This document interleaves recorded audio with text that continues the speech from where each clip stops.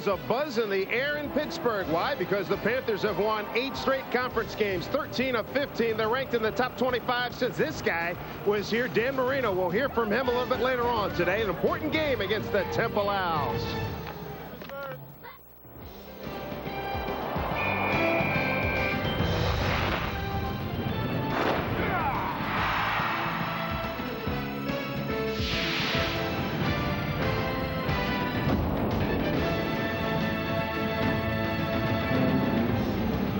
Welcome, everybody, to Pittsburgh, Pennsylvania. Today, the site of another important Big East football conference game. It's the Temple Owls taking on the 23rd ranked Pittsburgh Panthers. The standings reveal the importance of this game for Pittsburgh. Tied atop the conference with Miami, whom they play in 12 days. This is a classic sandwich game. Pittsburgh knocked off Virginia Tech last week. Temple stands in their way of remaining unbeaten in conference play. Welcome again, everybody. Dave Sims, along with John King Jimmy. Glad you could join us here at Heinz Field. You know about Pittsburgh's defense. It's been fabulous all year, but now the last couple of games, they're hanging their hat on a good running game led by Brandon Marino. They've really created some balance to this Pitt offense, and they desperately need that to move ahead and get Miami next week or challenge Miami. But it has been Brandon Marino. He did an excellent job of running between the tackles and reading the blocks of his offensive linemen. That really solidified him as the top Pitt running back. But it's also been the fullback position. Lasaka Polite will not start, but Tim Murphy, he had a 52-yard run against the Virginia Tech Hokies last week. A big play in that football game, and then to ice the game away, it was the 53-yard touchdown by Brandon Marino. He breaks the tackle to free safety, and now he's off to the races. That speed the coaches weren't sure he had. He possessed it last week, but this Pitt running game is doing wonders the last 2 weeks. They definitely have picked it up. You see the yards per rush, 5.5 instead of 2.5, and last week, the first 100-yard back Pitt has had in 20 games in Brandon Marino. He'll have to create the balance again to help Rod Rutherford. How about this? Temple still thinking bowl possibilities. They need to get their running back on track. Gennaro Sharp's 5th in the conference, 30th nationally. Just 30 yards last week against West Virginia. He's the guy Pitt has to stop. If Temple has a chance to win this game, they're going to have to get huge production out of their running back. He's only 55 yards shy of a 1,000-yard season. He's done it twice. He'll be the only second back in school history. Paul Palmer did it way back in the 80s. If he can do it today with 55 yards, but he'll have to catch the ball as well, Dave. He'll have to do it all for Temple. Gennaro Sharps and the Owls getting ready to take on the Pittsburgh Panthers. There's the banner of Dan Marino. He'll be in our booth later. He's going into the College Football Hall of Fame. We'll talk to him later on in the broadcast.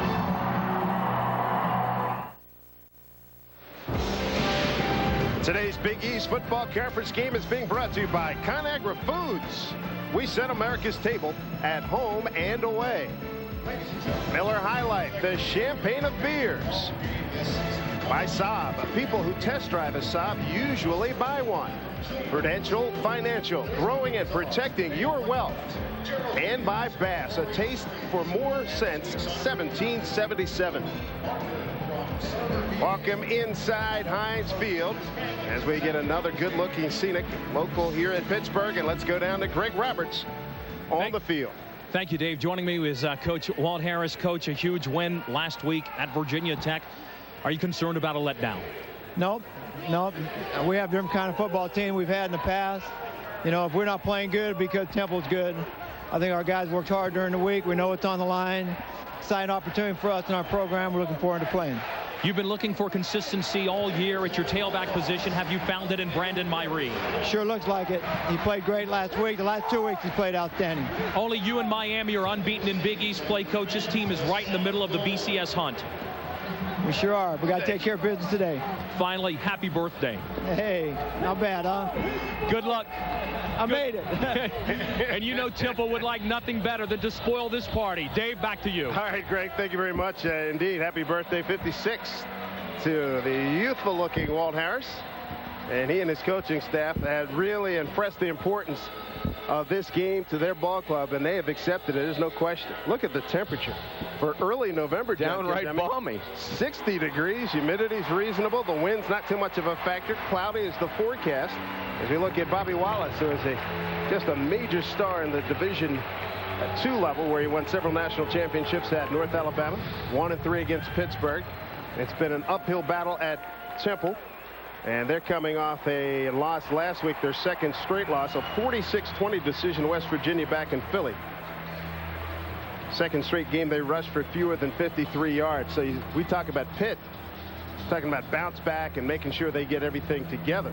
Same thing goes for the Temple Owls. Yeah, and we talked about Tenardo Sharps having to have a big day, and I think he's going to have to do it on the ground as well as catching the football out of the backfield. They run multiple sets on the outside offensively, does Temple. And they're going to have to find a way to get him the football all day long. Conan Fenton, 27 yards per return, second in the Big East to Nathan Jones of Rutgers, deep to receive. The kick from David Abdul. Pittsburgh won the toss and deferred possession to the second half. Abdul, a freshman out of Hartville, Ohio, went to Massillon Washington High School. Glad you could join us here. We're underway. A little pooch kick, little surprise, and it's taken at the 32-yard line. And that's where Temple is going to put the ball in play. And a good recovery right there, and a very good catch by Troy Bennett. And Troy Bennett is a backup linebacker. Tiz Morris with the tackle. Here's Mike McGann. Spoke to the young man, tall, rangy athlete out of St. Joseph's Prep in Philadelphia, Pennsylvania. 6'6", so he can see over the on-charging lineman. Last week, a struggle against West Virginia, 13 of 32 for 180 yards. Did have a career-high 3 touchdowns. He had a career-high 3 interceptions. He's had 4 3 INT games on the season. Empty backfield, Sharps, short drop, and McGann's going to run. 40, takes a hit, and picks up nice yardage, brought down by Tiz Morris. To introduce you to the Temple backs and receivers, they have to stop is number 4, Tenardo Sharps, number 5 in the conference in rushing. Yeah, and up front, Dave Jovanovich, he's the guy at left tackle. It's going to have to provide running room for the running game and protect the quarterback, Mike McGann. Second down play after that 7-yard run. 43-yard line. They do a lot of this short passing game, and breaking contain after getting the first down yardage. Good looking play by Terrence Stubbs out of Chesapeake, Virginia. Pickup of 11. So first down of the day for the Owls on that D line for Pittsburgh. Everybody's been playing well, but Claude Harriet is playing at first team all-conference level. There's a lot of guys on this defense, as you said, have been playing at a high level. Gerald Hayes, one of them. 85 total tackles, 12 tackles for loss for minus 35 yards. And on the corner, Torrey Cox out of Miami does a great job. He's a ball hawk with 2 interceptions. Ball's in Pittsburgh territory at the 46-yard line. Man in motion is Amir Cobb. Again, got time to throw. Throwing it down the sideline. Got a man open. A diving attempt is made. Coming up a little short is Sean Dillard, a returning starter. He's a 5'10 senior out of Stone Mountain, Georgia. Boy, it was open, John. Yeah, it sure was. A nice pass on the outside. Just a corner route.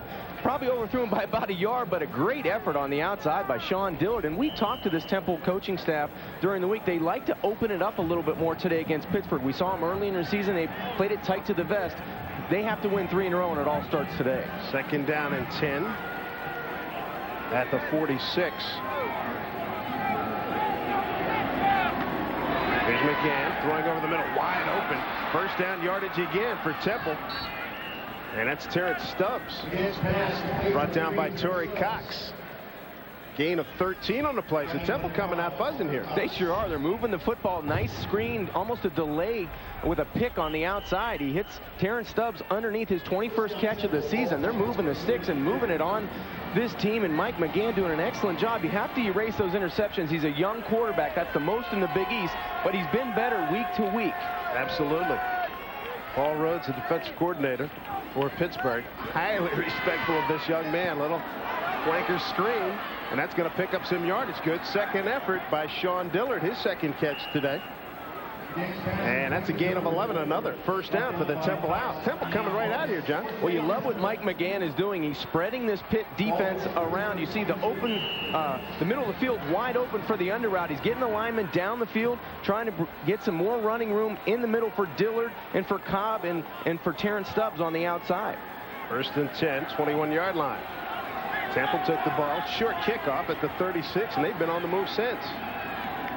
First running play, Sharps looking for room and finding it against a very good Pittsburgh defensive unit. Pittsburgh against the run, giving up just 112 yards per game, tackled by Dan Stevens. Tenardo Sharp's right on his season average of 4.5 yards a carry. This guy can hurt you from all over the field. He has 5 touchdowns on the year, and he's 4th in the Big East with 950 yards rushing. So this guy can catch it. He can move him into the slot. He's a threat to catch the football, especially in the red zone. 7th play of this drive. 2nd down and 5. Boy, they've had all kinds of positive numbers offensively. 2nd and 5 at the 16. Penalty flag.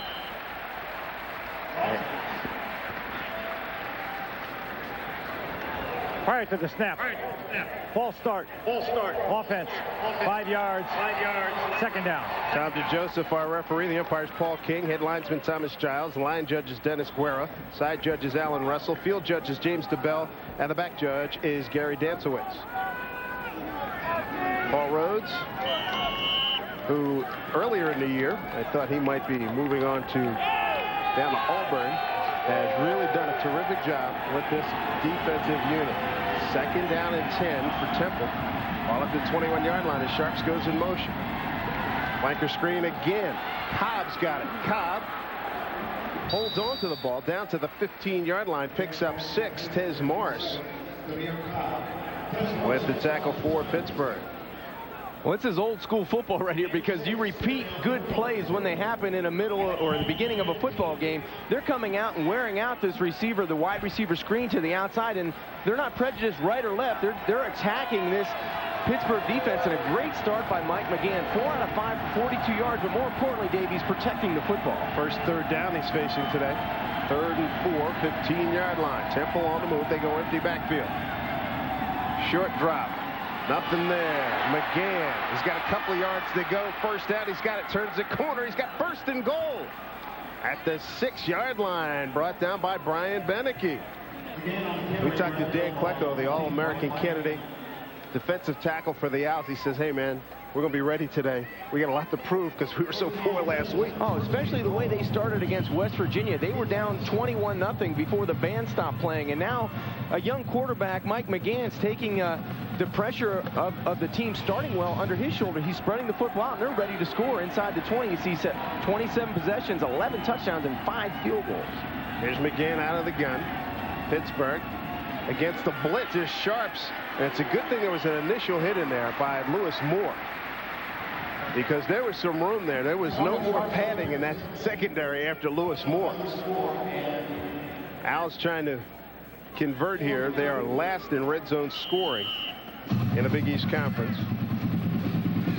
It's really, really hard to believe in Bobby Wallace's offensive unit doing a terrific job. You see 2nd and goal, but Pittsburgh came into the game #1 in total defense in the Big East. 10th play, almost 4.5 minutes off the clock here for the Owls. 2nd and goal at the 5.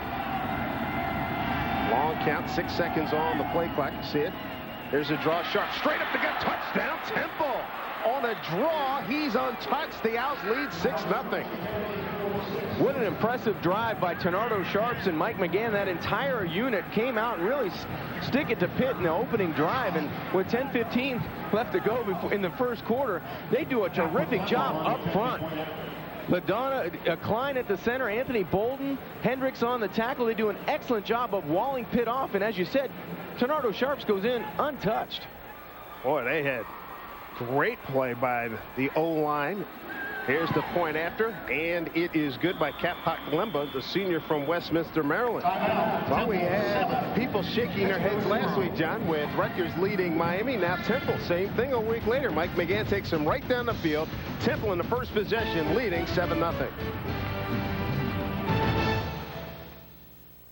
Here's what I know. You can tell a lot about a girl after the first kiss, but you can never know a girl completely. Fear of commitment is a self-fulfilling prophecy. Moving in together is about a lot more than finding the perfect apartment. Buying an engagement ring is about a lot more than picking out a diamond. Mistakes are like relationships. Painful at times, but they always teach you something. And if you're going to take that leap of faith, leave your mind open and your parachute on the ground.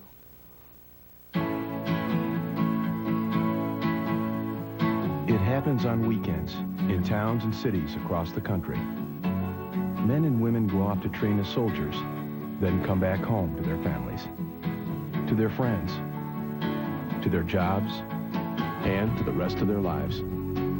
There are more than 180 ways to be a soldier in the Army Reserve, and you can train for many of them right where you live. Become an Army of One. Join the Army Reserve. Dave Logan is single. He goes on many dates. What is it that you do?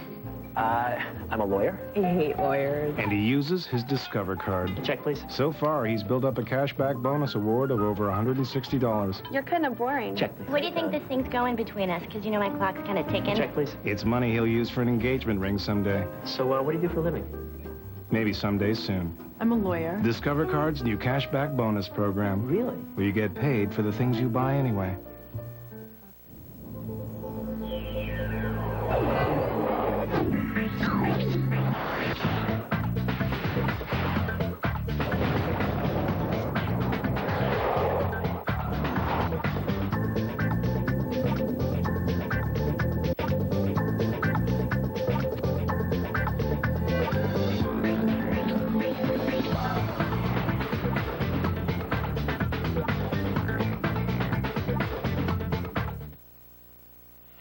Well, Bobby Wallace's club got Pittsburgh's attention on the first drive. 10 plays, 64 yards, 4:45 off the clock. 5-yard run by Gennaro Sharpson. As you look now at Torrey Cox, third in the conference in kickoff returns. Going to get the kick from Cap Paklemba. Pretty good kick, too. Going to take Cox 9 yards, 8 yards deep into the end zone, so a touchback. So a good job by Paklemba. And Pittsburgh will get the ball at its own 20 to start their offensive proceedings. Things have been going well offensively. Rod Rutherford first in total offense in the Big East, second in average yards per game, and third in pass efficiency. He's having a fine year, and this young man, he has really stayed with it. Walt Harris's coaches made him stay with it. He's been through his difficulties as a local young man here at Pittsburgh, and got the team now ranked 23rd in the nation. Short drop slant, and Fitzgerald can't hold on to it. And he's the hot hand from a week ago, and they're going to try to keep feeding him. As we look at the offensive unit, Larry Fitzgerald, he's got All-American potential. That they say is the best ball skills they've ever seen on this Pittsburgh staff. And one of the keys up front is going to be how the interior linemen block Dan Klecko. LeCart, Reed, and Anderson, it'll be their job to keep number 73, Dan Klecko, off of their quarterback. Ryan Anderson had tackles, a Philly guy, so he's probably planning to get some of the guys he grew up with in some of the Philly area players on that Temple ball club. Second down play. Little shovel pass inside to Tim Murphy. Picks up about 2. Not a lot doing there on that second down play. Almonte made the tackle. Dan Klecko, talk about All-American.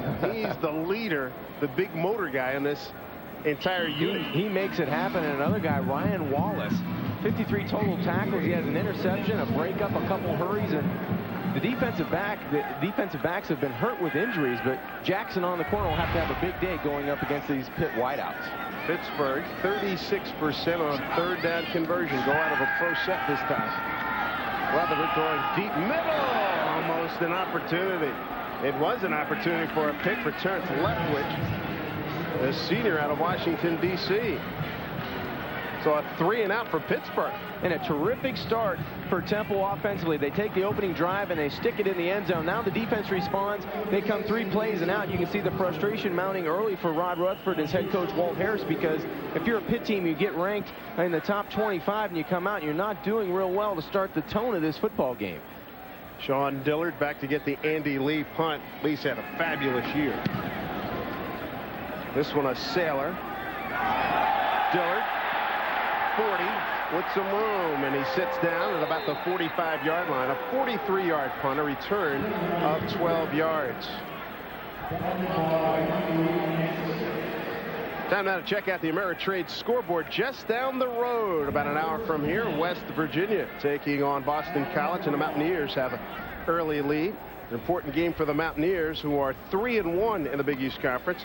And believe it or not, at this late stage in the season, Boston College is still looking for its first conference win. How about Temple scoring first? Good numbers.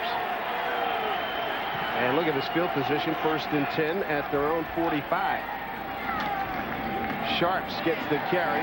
That play blown up very well inside. Claude Harriet was a big part of it. Vince Crescionis got the tackle. Well, Pitt finally stops Temple on first down, but the last drive was not stopped by the Pittsburgh defense. A lot of hitch screens to the outside, a lot of under routes, but really a lot of room to run after the catch for these Temple wide receivers. And Mike McGann tucks it under his right shoulder. He gets inside the 10, and Tenardo Sharps takes it in from there untouched. And it brings our score to 7-0. Temple doing an excellent job spreading the wealth on offense, and 69 yards shows that. This against the #1 defense in the conference, and there's a play that illustrates why they're so highly ranked. Claude Harriet last week, 3 sacks, 7 tackles, 2 forced fumbles at Virginia Tech, and he's picking up where he left off. And you can go on and on about that young man, the junior out of Belle Glade. He can run with the best of them. Now, Tenardo Sharps has excellent speed to get the corner, but this Pitt defense really rallies to the football, and they're led by Claude Harriet. He has 7 forced fumbles, and you see 13.5 tackles for a loss and almost 7 sacks. That's impressive. 3rd down and 8, 47-yard line for the Owls. Man in motion is Stubbs. McGann's got a little bit of time. He's got a man down there. This play was open before. Diving catch, but dropped it at the 21-yard line. Sean Dillard, the 5'10" senior from Stone Mountain, Georgia, and he comes up holding his right shoulder.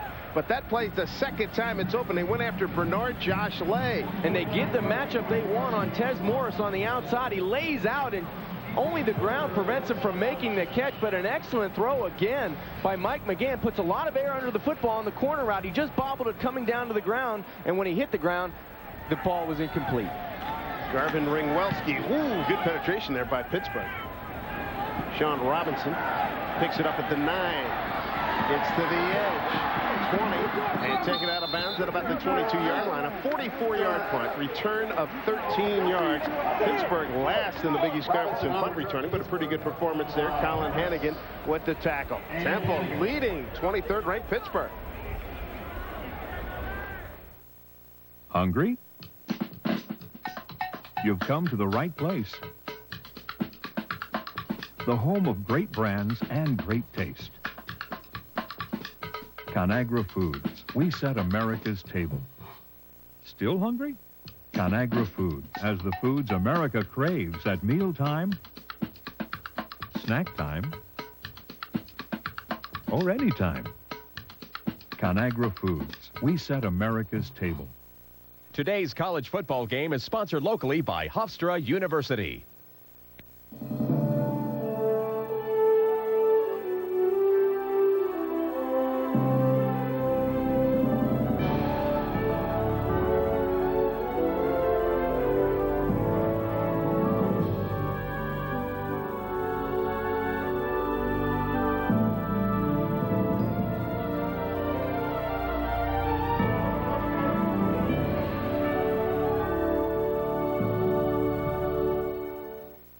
Warning, do not attempt any of what you are about to see.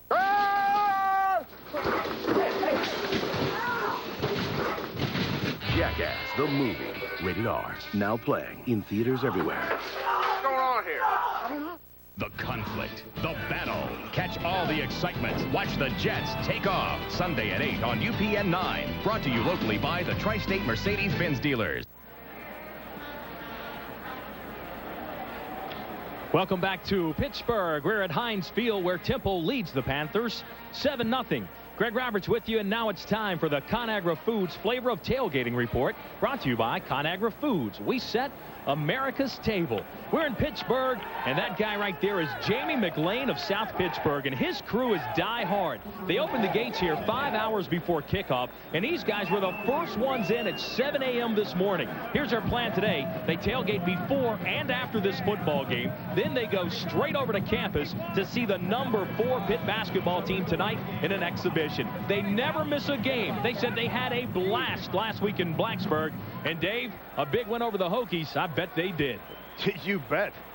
Didn't expect them to perform so well down in Blacksburg. Second possession. There's a penalty flag on the rollout by Rutherford. Rutherford getting nice yardage, about 9, almost 10 yards on that first down play from the 24-yard line. Penalty flag on the play. Yazid Jackson, number 5, brought him down for the Owls.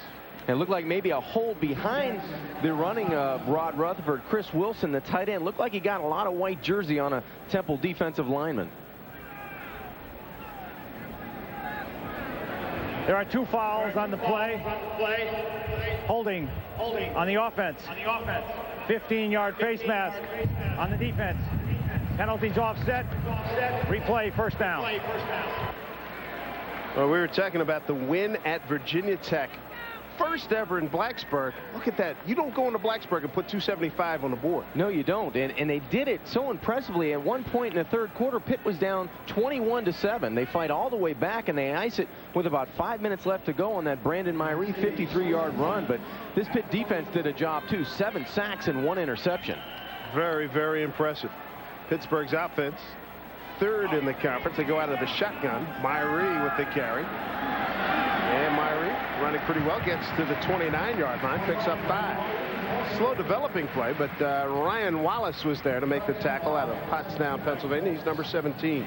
And keep an eye on Ryan Wallace. He's done an excellent job in the last couple of weeks from that linebacker spot. He's really done a job moving from sideline to sideline. He's got a high motor with 2 tackles for a loss. Comes into the game with 53 total tackles. Nice play on first down. Temple Owls took the first possession, went right down the field, scored on a 5-yard run by Sharps. Here's a flanker screen to the outside. Lamar Slade with the catch. Slade last week just 1 catch for 11 yards at Virginia Tech. He's brought down by Terrence Leftwich. Slade, one of these big receivers here at Pitt. 6'4", 210, a senior from Yorktown, Pennsylvania. And this is becoming receiver U. I tell you what, you play for Walt Harris, good chance the ball's going to be in the air. 12 of the last 15 games, Pitt's produced a 200 or more yards passing. And then when you start running down what some of the players that Walt Harris has had, we'll do that in the next play. It's a very impressive list of great receivers of very recent vintage. 3rd down and 2 at the 32. Deep drop for Rutherford. It opens up. And he's going to be real close to a first down. I don't know if he got it. It was Ryan Wallace there again on that 3rd and 2, and he does not get back to the line of scrimmage. Walt Harris has worked with Terry Glenn, David Boston, Rob Moore, Herman Moore, Joey Klingscales, Antonio O'Brien, Alvin Harper, Carl Pickens, Tim McGee. I mean, stop there. It's been an impressive list. Quite an impressive list, and actually on that last play, I was proud to see Rod Rutherford as a quarterback not make a bad play worse. He just get his punting team out and kick it back to Temple.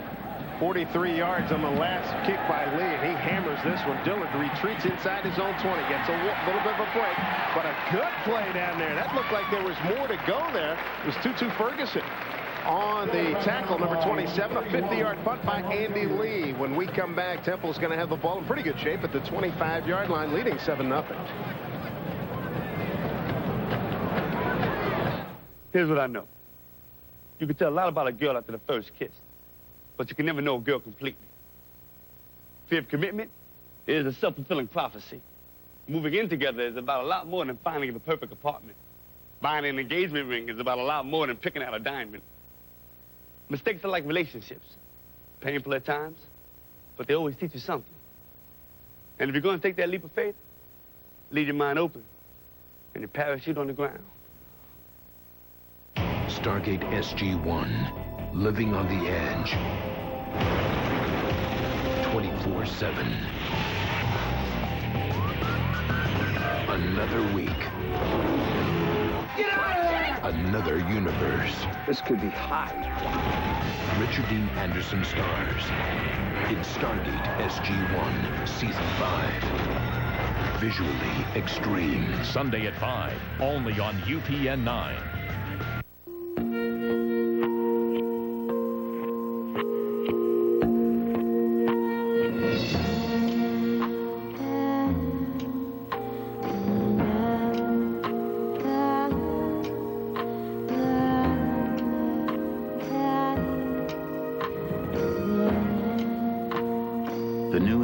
G35 Coupe. When did it start for you?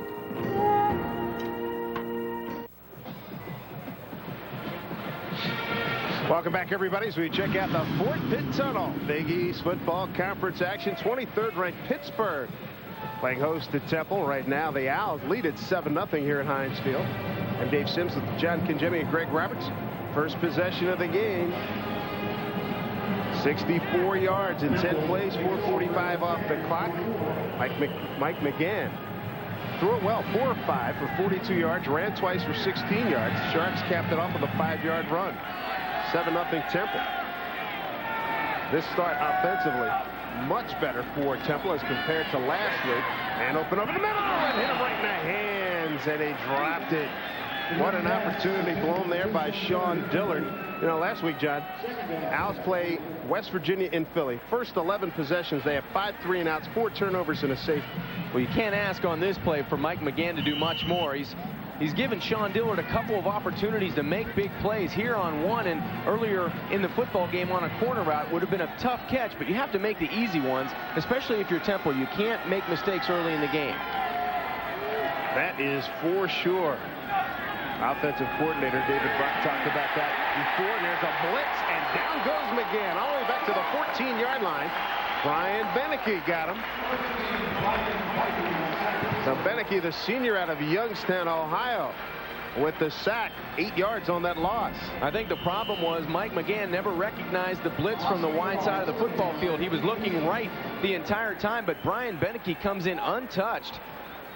47 tackles, 7 for a loss, and an interception on the season, but that may get the motor going for Paul Rhodes' defense. 3rd and 18 now.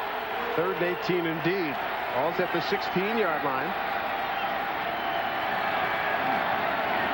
McGann steps and throws. Got a man and threw it behind his receiver. That was Sean Zarka, the freshman from Sucking Southern, New Jersey. And a 3-and-out. Appreciative Pitt fans like that. Well, terrific pressure by Brian Guzik, number 47. Watch him come untouched up the middle. Puts a big hit on a big man. McGann goes 6'6", 210, only a sophomore. But Brian Guzik comes in, pressures the quarterback. That's his 9th pressure on the season. Last time Ringwelski punted, he went for 44 yards. Got a high snap. They got a piece of it. Pitt's going to be in good shape here. Gets a Temple roll out of bounds at about the 33-yard line. Great job by the special teams. It was Shante Spencer. That punt goes 16 yards. Shante, a junior out of Rankin, Pennsylvania. Pittsburgh looking desperately in this first quarter to turn the tide. You see Bobby Wallace trying to figure out what happened. Looked like a jailbreak up the middle. Nothing but blue jerseys, and then from the left side, as you said, Shante Spencer comes in and gets a piece of it. Pitt with excellent field position on the Temple 32-yard line, but nobody accounts for Shante Spencer. Second time Ringwelski has had a punt blocked. See if Pitt can do a quick conversion here. Short drop, Rutherford fade. Wide open, Fitzgerald, right sideline. He goes up, makes the catch. First down, Pittsburgh. Inside the 15 at the 13-yard line. Right down by Terrence Leftwich. Is Fitzgerald special or what? An 18-yard pickup. That was just another jump ball. He will go and attack the football, and as a freshman, he's just a great specimen on the outside. Terrence Leftwich doesn't break on the football quite quick enough. He does deliver a good blow, but great concentration and courage shown on the outside by the young freshman out of Minneapolis. Goes up the ladder, catches the football. 44 catches on the year. He's averaging around 15 yards a catch. 3 touchdowns last week on 5 receptions. How about this? Under 5 minutes ago, they finally get the first down. Looking for a touchdown. End zone. Man there. Touchdown to the tight end. Chris Wilson. It's 7-6. Was he open or what? Chris Wilson, the junior from Lancaster, Pennsylvania. About an hour or so west of Philadelphia. Gets his second TD catch of the season. And Pittsburgh's got a chance to tie it up. Well, Chris Wilson up the top of your screen gets his balance after he trips around the 5-yard line, but he's wide open. Jackson, number 5, no match for the big tight end. He's 6'3", 240, but runs almost like a receiver. Very impressively done. David Abdul is only 1 point after this season. Knocks this one through. Tie ball game at the 4:42 mark. So a block punt. Special teams. They get it done off the special teams with Shante Spencer, and it sets up this score to Chris Wilson. What happened there? Why was he so wide open? Man coverage is E. Jackson, number 5. It looked like when Chris Wilson, number 83, tripped around the goal line, number 5 Jackson went deeper into the end zone. He thought he may be going for a post. He turns it to the outside on the corner route, and a wide open throw for Rod Rutherford just to stand tall in the pocket and let it go.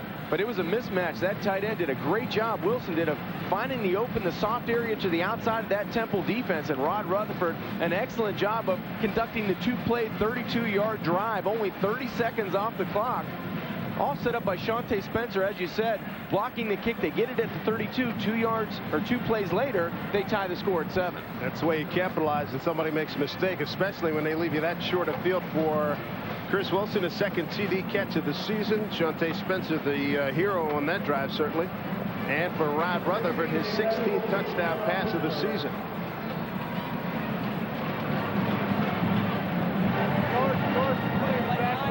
So the juices are back flowing now on the Pittsburgh sideline. 7-7 with 4:42 to go in the first period.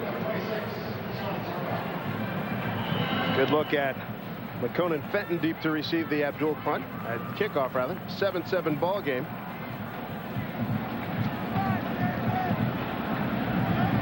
Now you want to see how Temple responds to a little adversity. You've seen what Pittsburgh can do.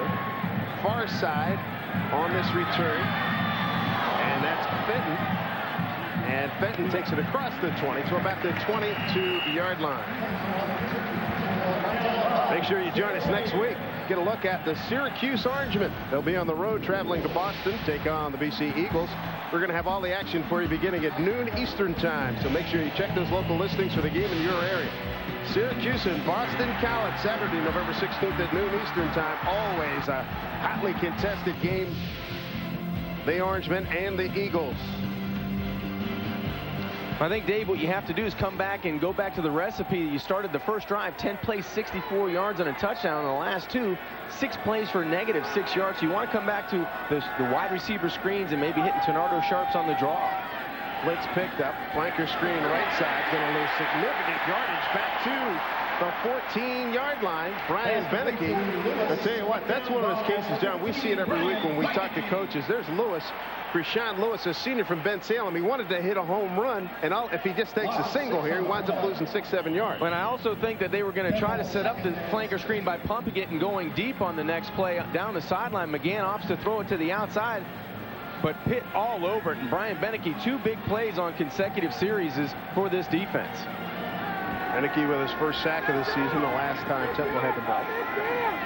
Here's McGann looking right, throwing right, and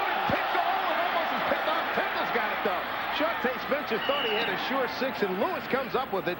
First down, Owls. It looked like Shante jumped that beautifully. Instead, he gives up a 32-yard pitch and catch. What a great break on the football by number 19, Shante Spencer. He breaks just underneath the would-be wide receiver, number 24 on the outside, and then he gets down the football field. Actually, number 14 catches the ball, Lewis, on the outside. Good concentration by Lewis, though. He gets the bobble, stays in bounds, Dave, and then takes it up to Temple sideline, close to the 50-yard line. That's his longest reception of the season, his 6th catch this year. Keep it on the ground with Sharps looking for an alley. Found about 2 yards. I'll tell you what, not a surprise that Gerald Hayes made that tackle. 4th in tackles in the Big East. He's number 1 on this ball club with 85 coming into today's action. And he gets better and better every game. So the defensive staff tells us during the week. Watch him elude the block of Klein, the center, and then he gets to the ball carrier. Anytime you want to find number 51 on the football field, just look for the football and he'll be around it. 4th in the Big East in total tackles, 2 interceptions, 12 tackles for a loss. He's a terrific player. A lot of pro scouts here watching this one. Here's Sharps in motion after a 2-yard pick. Up short drop, McGann opens up on the right side.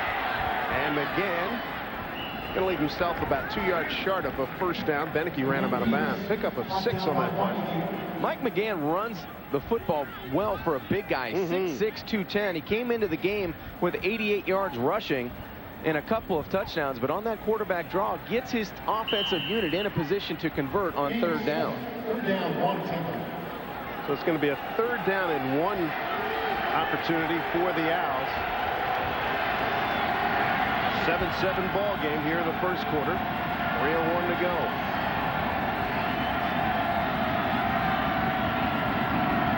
Going to throw it, and it's good for 1st down. And the catch is to Lewis. Lewis now the hot man. They tried to get Dillard off, and Dillard didn't come up with a couple of passes that were available. And now Lewis has caught a couple, and Owls have a first down. I like the call on 3rd and 1. They weren't going to go to Tenardo Sharps. They're trying to loosen this Pittsburgh defense up. So they're trying to spread them out with the receiver screens as they open the game. McGann a little bit of running it by himself, but he does a nice job of getting back in the pocket and getting rid of the football. The fade pattern to the bottom of your screen has been open. They haven't really been able to catch one yet. As Tenardo Sharps runs left side for a couple. Down by Beinecke. He's having a terrific day. Beinecke, a co-starter the last couple of years. 3-time all-conference, all-academic football team here in the Big East Conference. And a lot of players look up to him. A terrific leader, having a wonderful season. 2nd down and 8. At the 36 for the Owls. Owls scored the first time they had the ball. Been struggling on offense since. And in motion is Dillard. McGann's got time. He's got Dillard wide open. And he overthrew him by 6 yards. He smoked Shante Spencer. Temple has had its opportunities. This time McGann, the sophomore, he was too juiced on this play, John. Yeah, just an out and up by Sean Dillard. And if Mike McGann and Sean Dillard could hook up early in this game, Temple would have the lead in this football game, well overthrown by about 5 yards. But on just a wheel route down the Temple sideline, Mike McGann needs to make that play. Those are the plays that put you ahead 14, 21 points in a football game, and you're still tied and in a difficult spot now with 3rd and 8. David Brock, the offensive coordinator, wasn't kidding when he said the kid's coming along, but he's got to make some plays. Dangerous one there to get it to Sharps. A lot of running room. Sharps got the first down for the Temple Owls. Knocked out of bounds by Tiz Morris inside the 40. Inside the 30, beg your pardon, at the 27-yard line. Dave, believe it or not, this throw was tougher than the wheel he just missed on the previous play. Just a touch pass over the defensive end for Pittsburgh, and a nice play by Tenardo Sharps. He knew what he needed to get for the first down, tucked the football in, made a little move on the sidelines, and moves the change. And on the season, 24 receptions for 182 yards, a big average for a running back, and 1 touchdown. He's led him on the ground, and he'll do it through the air as well. 1st and 10 at the 27 for the Owls. This drive started at their own 22. Hayes shows blitz. They bring it. They run. A little delay to Sharps. And he gets caught from behind by Lewis Moore, the junior from Cape May Courthouse, New Jersey. Number 48. Dave, Temple's doing an excellent job of shortening this football game. They have to control time of possession, and they have to score touchdowns when they're in the 25, 20-yard line against this tough Pittsburgh defense. Now, they bow their back very tough, does this Pittsburgh defense when they get in the scoring zone. They love keeping opposing offenses off out of the scoring zone, out of the end zone. But Temple's going to have to cash in with touchdowns, not field goals. 10th play of this drive, John. 2nd down and 9, 25-yard line. Sharps looking for room. Takes what he can get. Picks up about 2 yards on the play. It's Gerald Hayes. And here's how Temple gets their plays in. Kind of difficult to steal signals when you have so many guys giving them. I'm sure at least one of these is live. One of them are live, and I think Mike McGann might have to be an academic All-American to figure this out. They've got 3 guys giving signals, but they do not huddle, which is easier for the quarterback to get to the line of scrimmage and call the football play. 3rd down and 8, 24-yard line. And Temple is going to call a timeout. Temple. First charge, timeout. And Dan Marino, Pitt's all-time great quarterback. Even the Panther wants an autograph. Danny's going into the College Football Hall of Fame next month, and he's going to be honored here by his alma mater, and we're going to have him up here in our booth later on in the game. Of course, his number long retired here at the University of Pittsburgh. You had one of your good friends and a guy you had an opportunity to follow here, John. Yeah, and I had an opportunity to watch play, and what a terrific quarterback. It goes without saying, Dan's accomplishments at the University of Pittsburgh and then on into the National Football League. But, you know, what a stance he set as a quarterback and at Pitt. He set every record, imaginable in his 4 years and his career at Pittsburgh. And great person, and it was a pleasure to be his teammate for just a short year. Doing a good job on the HBO Inside the NFL as well as the CBS NFL Today show. He's been a busy man. Yes, indeed. A lot of mileage. All right, if you're Pittsburgh, you knew that Temple was due to have a bounce-back game coming off the West Virginia game. Walt Harris, Paul Rhodes, they all talk about the enormous respect they have for Bobby Wallace and his coaching staff. What do you do here defensively if you're Pittsburgh to try to change things up? Well, I think they've done a nice job of trying to isolate the problem they had in the first series with the receiver screens. I think Temple, to their advantage, they've done a nice job of moving the football against them. And you see Temple in 26 plays, the time of possession 11 minutes and 13 seconds. Pitt's only had it 8 plays, but to their credit, a big play on special teams, a 2-play drive for a touchdown. It's a 7-7 game, but Temple's doing what they can do to shorten this game and try to score touchdowns when they're in the red zone. Final 40 seconds, 3rd and 8. Temple's 3 of 5 on 3rd downs, 2 for 2 on this drive. Started back on the 22-yard line. It's Zarka in motion. They overload the bottom of your screen. McGann throws, got a man down there. Ball's tipped in the air. And a diving attempt by Lewis. Can't get it, but Shawntae Spencer was able to step in and make the play, the junior from Rankin, Pennsylvania. Well, that time Shawntae Spencer does make the play on the football. Pretty good throw by Mike McGann on the quick slant, almost a short post inside, just a hair behind Lewis, but he almost gets the bobble on the second go-around. Just a great play by the defender that time in Shawntae Spencer. 41-yard attempt from the right hash for Cap Paklemba, who's 7 of 12 on field goals this year. He's 5th in the Big East Conference. This for Temple to regain the lead. Good operation on the snap. The kick is long enough, and it's right down the chute. Cap Paklemba, senior from Westminster, Maryland, gives Temple the lead once again. 31 seconds to go, first quarter. And the Owls have a 10-7 lead here at number 23, Pittsburgh. Well, Temple did exactly what Bobby Wallace wanted him to do on that series. They take a long drive. They take a lot of time off the clock. No, they don't get the touchdown, but the Temple fans have reason to celebrate. They get the lead back at 10-7 and only 31 seconds left to go in the first quarter. Very impressive for Bobby Wallace's club. Tell you what, right now they're probably leading the league in what-ifs, because as you illustrated, that ball slightly behind the receiver could have been 6. You had a diving Dillard. Yeah. Dillard had a post pattern that was open. So, I mean, Bobby's sitting there thinking, hey, I should have 24 to 28 points on the board right now. Yeah, and a good chance of moving the football. You know what? A lot of people not surprised here as we check out the Ameritrade scoreboard.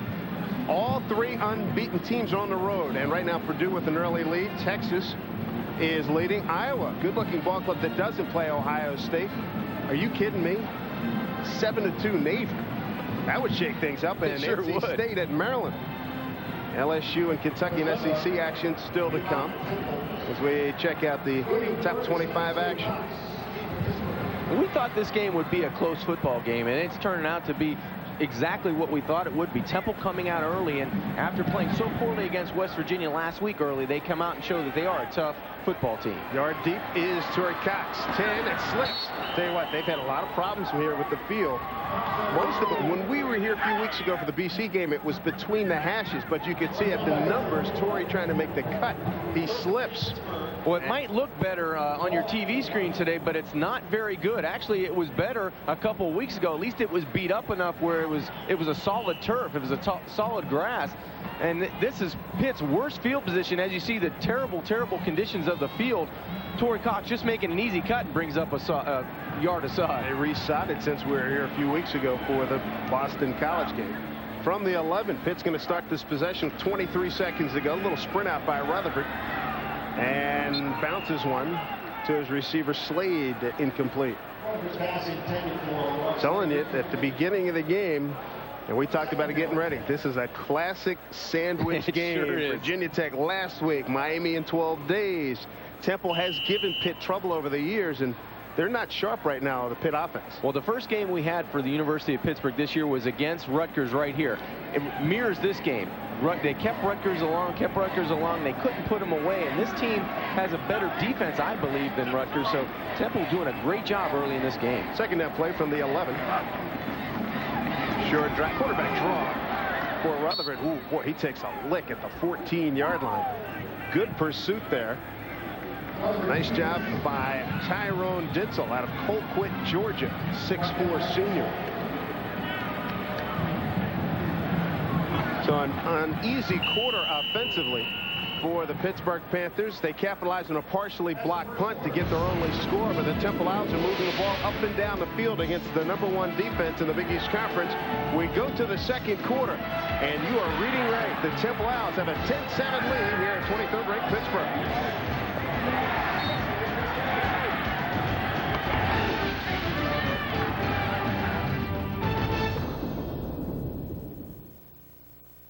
Up in the city of Pittsburgh, it's a great honor for me.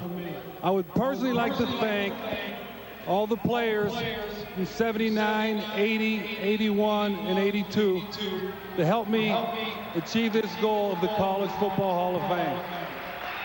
I love you, Pittsburgh. Thank you very much. Thank you. Ladies and gentlemen, the pride of Pittsburgh from the Oakland section of town, Dan Marino, being honored by his alma mater here. A lot of 13 jerseys being worn in tribute to Dano. Looks great, and you love the picture on his Hall of Fame plaque going back to the Afro days. You remember he had the long hair? Everybody in the late 70s had the big hair. It throws you back into yesteryear, but Dan Marino, you see, in 1981, All-American at the University of Pittsburgh, and what a great moment for Dan and his family and Panther fans. Boy, he was electrifying both here at Pittsburgh and with the Miami Dolphins. And, you know, we're so used to seeing him on Sundays. I mean, he played 17 years, and you made a good point earlier in the game. You said, what, if his knees are still good, he'd probably still be out there. He would still be slinging it, that's for sure. Signing a lot of autographs today. Pittsburgh Panthers right now as we start the second quarter, trailing 10-7 to the Temple Owls. There's your conversion rate for the Panthers this season. Rutherford got time, throw a screen underneath, penalty flag, probably going to be a hold thrown by the referee. And undoubtedly, if it is against Pittsburgh, it's going to be declined. There's some pressure by Dan Klecko.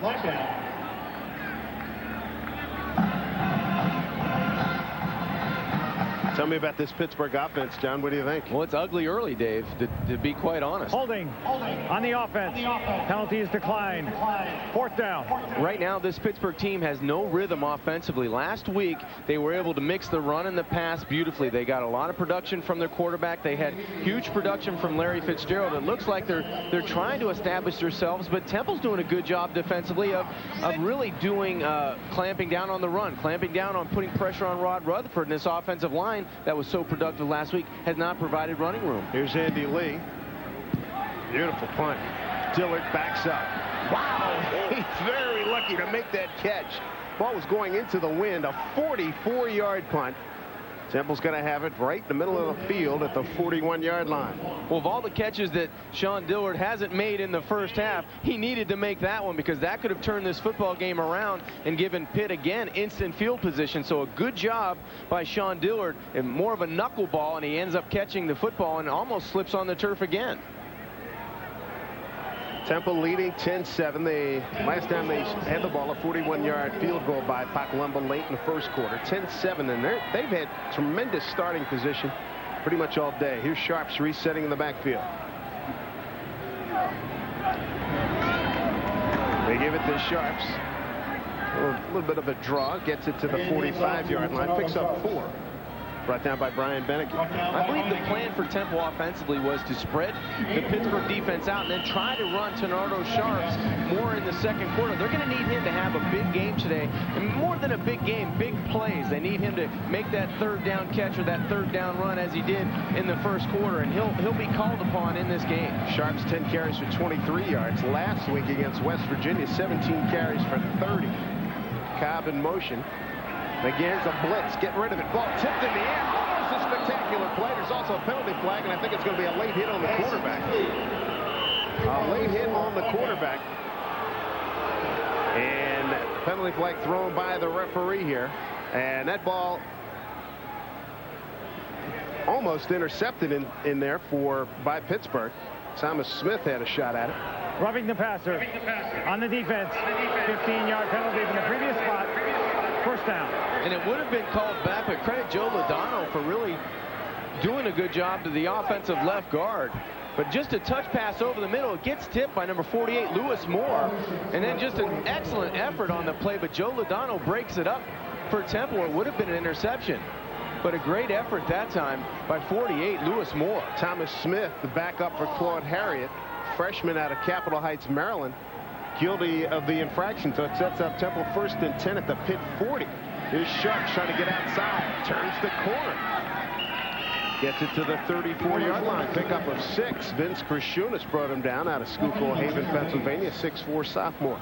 Donato Sharps is only 5'11", 196 pounds, but he can move around the corner when there's some room. And that time, he ran away from would-be Pitt tacklers. 11 rushes for 29 yards on the day and a touchdown. Only needed 55 to go over 1,000 yards, and that would be the second time anybody in the history of Temple had done so, and Paul Palmer doing that in the 80s. Paul Palmer's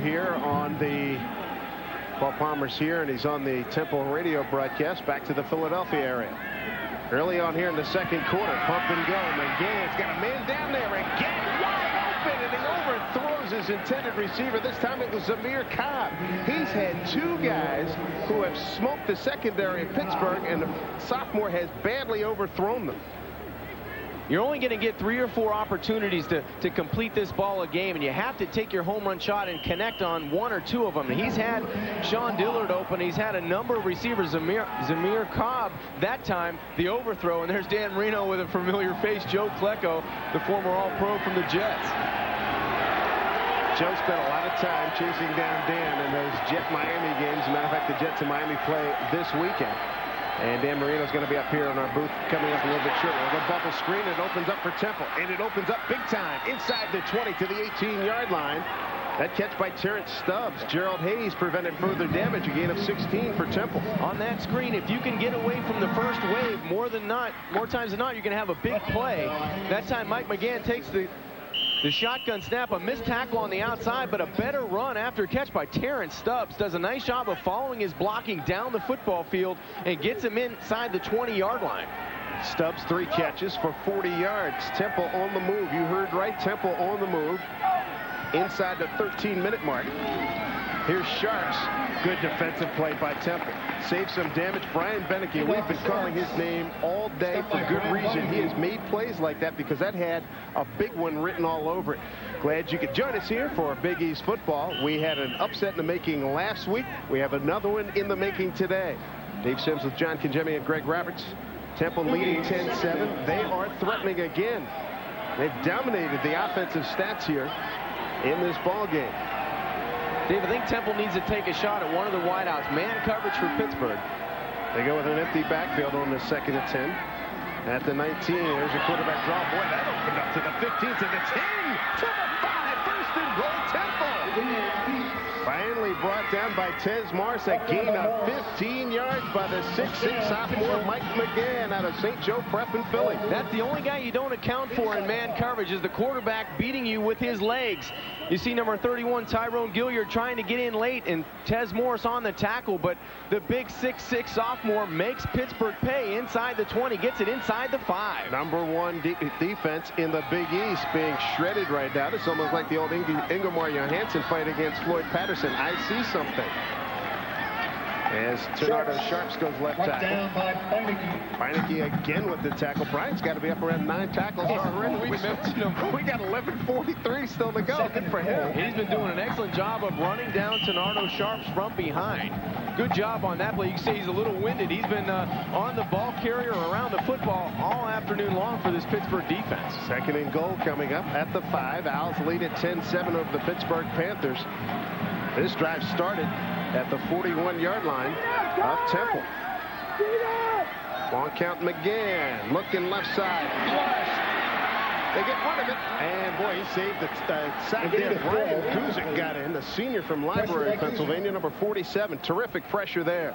Saved a sack and saved an interception, because if he throws the football into the coverage, it's a 100-yard interception return. He does a nice job of eluding the pressure by Guzik and gets rid of the football on the outside. So Temple now comes up with a 3rd down and 5 to go. They ran Ternardo Sharps the last time for a touchdown up the middle and untouched. You'd like to see a jump ball here on the outside, but they've been running this draw play up the middle quite successfully. Temple's 4 of 7 on 3rd downs today. Here's McGann. Fake the reverse.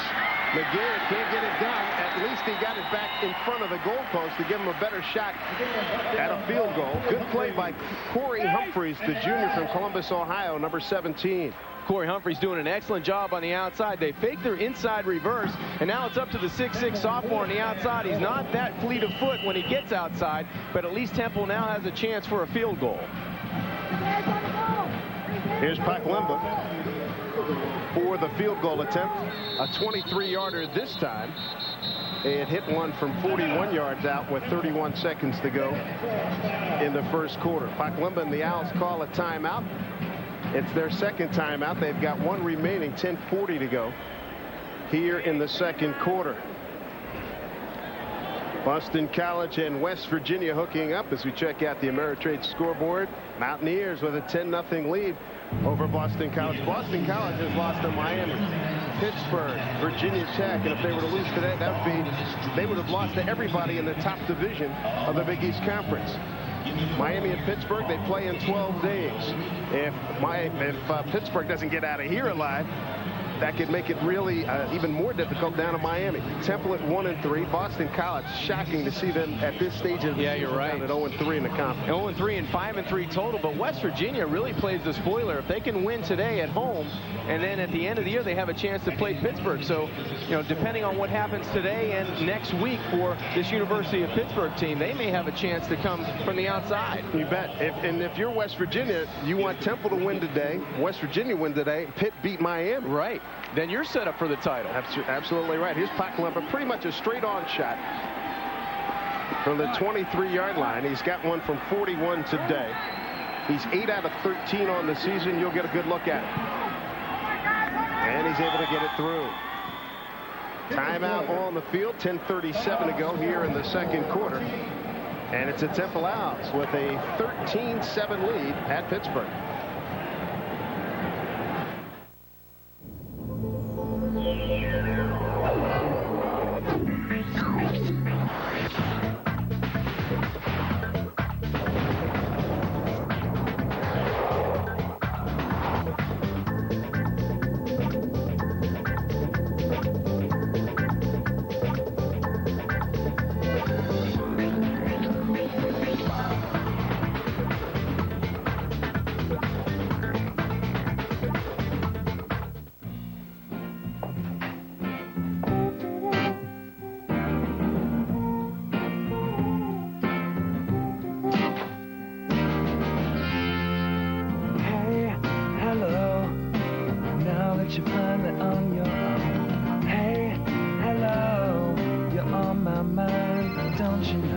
When you can stay connected, yet be free, that's M-Life from AT&T Wireless. Plans to keep you connected start at $19.99 a month. Okay, so you got this, and one of these guys. Wouldn't it be nice if they could all come together in one place? Introducing the Variations All package. It's the first. It's everything you need to communicate. Everything. And it's from Verizon. It's unlimited local and toll calls, plus unlimited nationwide calls nights and weekends from this and this.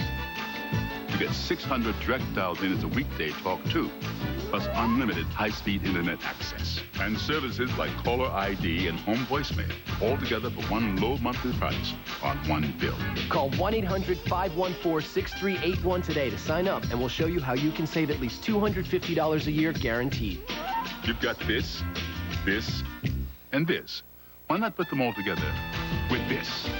The sooner you call 1-800-514-6381, the sooner you'll start saving. Make progress every day. Verizon. Bobby Wallace's Temple Owls have a 13-7 lead over number 23 Pittsburgh, and Dave Sims, John Kangemi, joined by Dan Marino.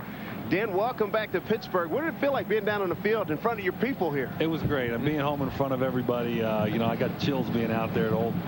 Just all the Pitt fans. It's been great. Good for you. Especially growing up in Oakland and coming back and seeing a lot of people and seeing and remembering the guys you played with, it had to mean a lot to you.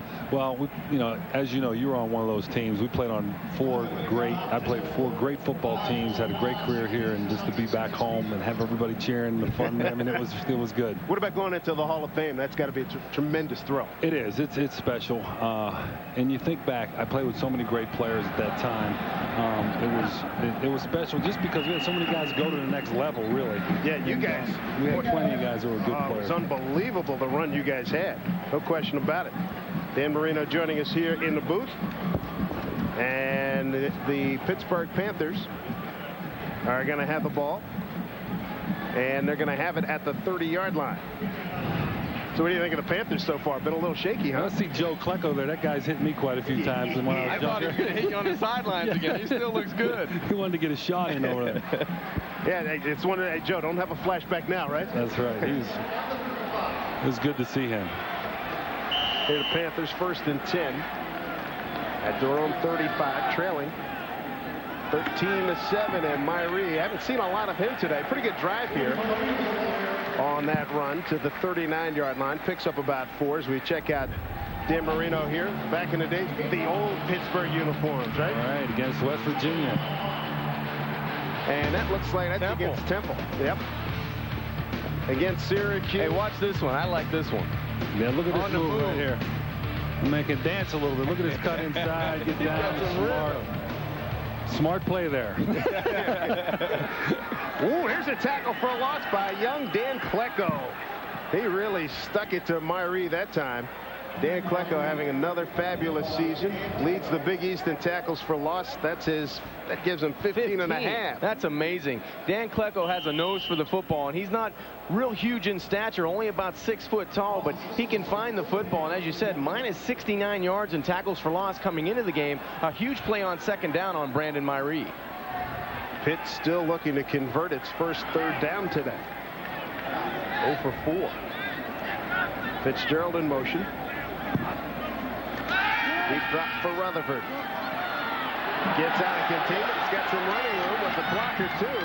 And he cuts it back in. He's going to be close to 1st down. He's going to be about a half a yard short. A terrific block by the center, Chad Reed, to get out in front. Dave, I think the line judge gave him an excellent spot. It's over the 45-yard line, so that might be enough for a 1st down, and it is. And a great play using his athletic abilities. Rod Rutherford, as Klecko flushes him from the pocket, he's trying to direct traffic down the field, gets just enough yards for the 1st down. That's only Pittsburgh's 14th offensive play, and we've got 9:07 left to go before halftime. So they need to get some rhythm, and Walt Harris on the sidelines trying to figure out what they can do offensively to move the football. 13-7, Temple leading Pittsburgh.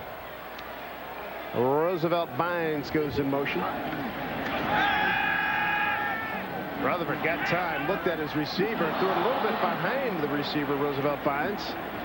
Right now, time now to check out the Army of One, brought to you by the United States Army. What do you remember most about this 81 club, Dan? The 81 club, really, 1980 team was an excellent football team. And this year, we lost one to Penn State late. We had a chance to win the national championship. Then we went down to play Georgia in the Sugar Bowl. Herschel Walker's 2nd year. We had a big game at the end, hitting John Brown for a touchdown to win with about 35 seconds left. It was a great feeling. Oh, yeah. Yes, indeed. 2nd and 10. Breaker screen outside. Read well by Pittsburgh, by Temple. Good play, Terrence Leftwich. Well prepared. That pass to Lamar Slade. And talking about that TD pass. 4th and 5 right here. You know, you can see this over and over again. This is great. It gets better every time, Johnny. Especially when I get older, it's great. You like the quick drop, but you got back in good shape, right? That's the day Jackie Sherrill gave me a kiss and said, "You just got me the job at Texas A&M." No kidding. That's a joke. Back at the 42-yard line, a big 3rd and 13. Rutherford, he's in trouble, and there he goes at the 30-yard line. There's a sack for Mike Mendenhall. That's the first of the day, his first of the season. He's a freshman from Gibbstown, New Jersey. Mike Mendenhall, terrific job just manhandling this Pitt offensive line. He finds Rod Rutherford. Had a lot of time. You've got to give the credit to the offensive line. There was enough time to throw the football, but a better job defensively by Temple. Nowhere to throw the football, and that turns into a sack. Andy Lee getting a lot more action than he would have liked today. 4th and 23 at the 32-yard line. Oh, he got another good one.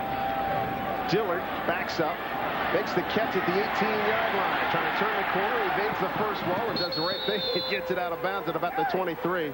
That's a punt of 50 yards. Dan Marino, good to see you. Guys, thank you very much. Always a pleasure. Have a safe trip. I'll see you at home. I will see you at home, buddy. Take right. care. Thanks, guys. Dan Marino going into the College Football Hall of Fame. Back to Pittsburgh right after this.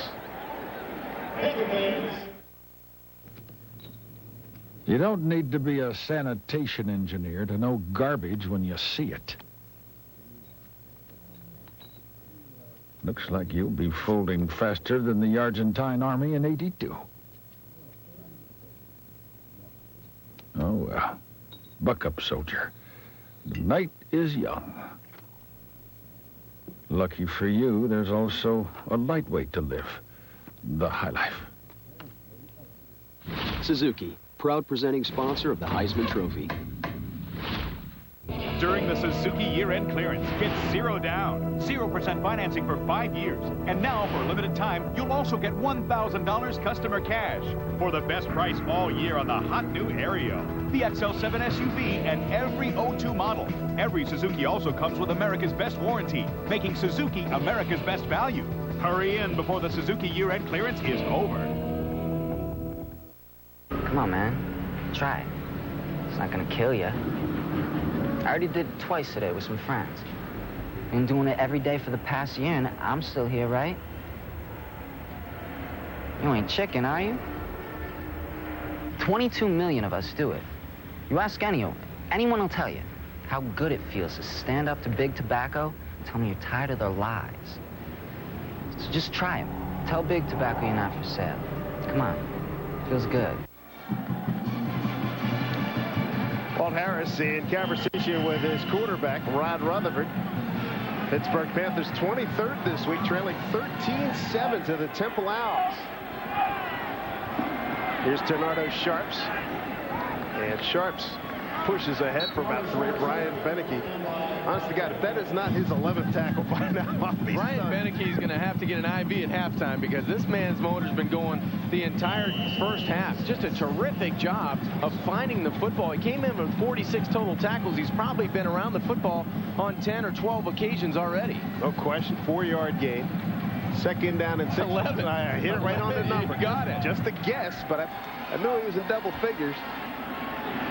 Flanker screen, it's been there before. It's there again. Dillard, close to first down yardage. Brought down by Corey Humphreys. You said they were running that play to set up another play? Well, sometimes when they run the receiver screen on the outside, there's someone coming out to pick for the outside receiver, and that receiver will continue up. He'll miss the block on purpose and take it up the sideline. And I would venture to say they're going to have to pump that soon and take it up top. That was good for first down yardage for the Temple Owls. Ball at the 35, 6:30 to go. Here in the first half, they overload the bottom of your screen with 3 receivers. They run it with Sharps off tackle. Big gash there to the 42-yard line. Picks up 7. A lot of things working well. Lewis Moore and Corey Humphreys. And we talked about this earlier. A lot of people had the eyebrows raised last week. You ran into a lot of folks that saw Rutgers leading Miami. Big time. Same here. Same thing goes today in the Big East Conference. Everybody's going, what the hey? This is the mix that Pittsburgh wants on offense. Temple's executing exactly what Pitt wanted to do offensively. 7 yards on that pickup. 2nd down and 3 at the 42. Sharps in motion. Pittsburgh with 4 down linemen. They run a little game. They run the flanker screen to the near side. And taken out of bounds after picking up the first down. That's Terrence Stubbs, run down by Vince Krashunas. Tell you what, when you run a lot of those flanker screens, those interior linemen. Absolutely. They're sucking wind in Temple play selection. 21 rushes, 19 passes. That's why I said Pittsburgh wanted that balance. That's what they tried to create last week and the week before against Boston College. Today they haven't had a chance to get onto the field because of Temple's offense. They're doing a great job. Mike McGann, the sophomore, is doing an excellent job conducting his offense. How about the game being called by David Brock, the offensive coordinator? He said if we take a few shots downfield, that's what he told us before the game. Here's Sharps. And Sharps is like a step and a half almost every off-tackle play from maybe going to the house. Pittsburgh's done a terrific job, but it's one of those last-second kind of deals. And let's credit this offensive line. They've done an excellent job of providing some tackle-to-tackle running room for Tenaro Sharps. He just needs a little crease. He's got the motor to get through, and he's doing a nice job on first down to offset the receiver screens that Temple is running. They're doing just enough running the football to complement it. Sharps had a miserable game last week. He'd be the first to tell you. He's got 16 carries, 42 yards already. Empty backfield. Here's McGann looking for a nice move on Harriet. Gets to the edge. And this big fella picked up about 4 yards to the Pittsburgh 44, brought down by Tyrone Gilliard. Temple doing a nice job of repeating positive plays. If they do it on third down, you'll look for the short pass to the short side of the field, but a good job by the quarterback, again, of breaking contain, getting what he can, and then getting down to run third down. But I would look for the short side screen. That's exactly what they did last series on third down. How about Temple? 4 of 8 on third down. They're only 35% coming into today's game. Long count. Again, step and throw. Got a man. Pitch and catch. First down, Temple. Boy, that was quick. Stubbs with the catch, a 13-yard pickup. And, John, you as an ex-quarterback can appreciate the fact the guy makes his break balls there. Great timing in the pass offense today for Mike McGann. And the coaching staff offensively for Temple is making it very easy for the quarterback. Anytime it's a pressure situation, they're looking to the short side of the field. It's a shorter throw, a more of a high percentage throw for Mike McGann, and he's delivering. He's on target. Temple should be up by 2 or 3 touchdowns if he connected deep on the home run ball. 8th play of this drive. It started back at the 23-yard line. Sharps in motion, empty backfield again. Quarterback draw. It's amazing to me that McGann, you look at a tall, rangy, 6'6", 210-pound performer, can get that kind of quickness. He ran past Claude Harriet, who's one of the fastest D linemen we've seen this year. You know what? This field has a lot to do with it. You can't stop and start on this field as well as you'd like, and I think it's slowing down the Pittsburgh defense. They swarm to the football, but they can't. Temple's always one step ahead of them today in the first half. 3-yard pickup, and they're just killing them with time of possession. Almost 3-1. And in the plays run, 44-17. That's unbelievable. Temple leading here at Pittsburgh, looking for more. They've missed on a couple of deep balls. Here's a shot underneath. Catch by Stubbs. He pushes forward. He's close to a first down as we check in with Greg Roberts. Well, Dave, there have been some concerns about the footing here at Heinz Field. And 2 weeks ago, they completely ripped up the playing surface and laid down new sod. And this weekend, this field's getting a lot of usage. Thursday night, the Pittsburgh City League Championship was played here. And then today, the Panthers are underway. Tomorrow, it's the Pittsburgh Steelers. So we'll see if it can hold up this time. They weren't happy with the old field, so hey, put a new one down. Dave? Greg, thank you. And I know coming up next week, they've got like 2 days where there's going to be 4 games here as well. That was good enough for a first down to the 21-yard line. Sharps. Boy, you got a tackle. That's a big time. I'm telling you, a major league hit by Gerald Hayes. Wow. I don't think Tenardo Sharps ever saw the middle linebacker in this Pitt defense, 51, but he sure felt him. What a play by number 51 right in the middle of your screen. Watch him scrape down the line of scrimmage and bang, right there in the hole. Squares up a perfect tackle by Gerald Hayes. And I was about to mention that Dan Bosnick, the tight end, got a good kick-out block on Lewis Moore. Boy, that guy looked like a big hole. Yeah. It was closed rather quickly. 2nd and 11 at the 22 after that 1-yard loss. Another good spot for a receiver screen outside. And now Temple on the outside. They had a timeout called by Zamir Cobb, so that's going to do it for Temple. That's their final timeout coming with 2:39 to go.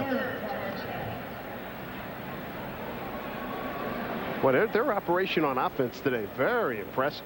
They're very impressive today. We'll have more from Pittsburgh right after this timeout.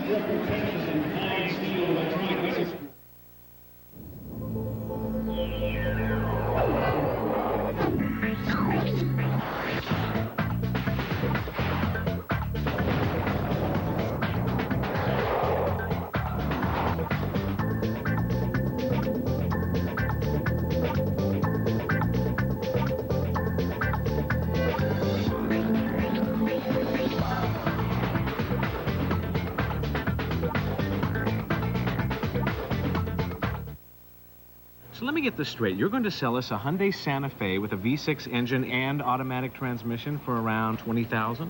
Uh-huh. Oh, and a 10-year, 100,000-mile warranty? Uh-huh. Looks like our new friend Carol deserves a family hug. A family what? Good look at the skyline here at Pittsburgh, Pennsylvania. 13-7 Temple leading the Panthers. Temple Owls leading the Panthers as we check out the Miller highlight. Cool facts of the game. So you were asking yourself, when was the last time Pittsburgh was ranked? Got to take it back to 1991. Florida State was #1. I don't remember this movie. Neither do I. Which Danny would not appreciate.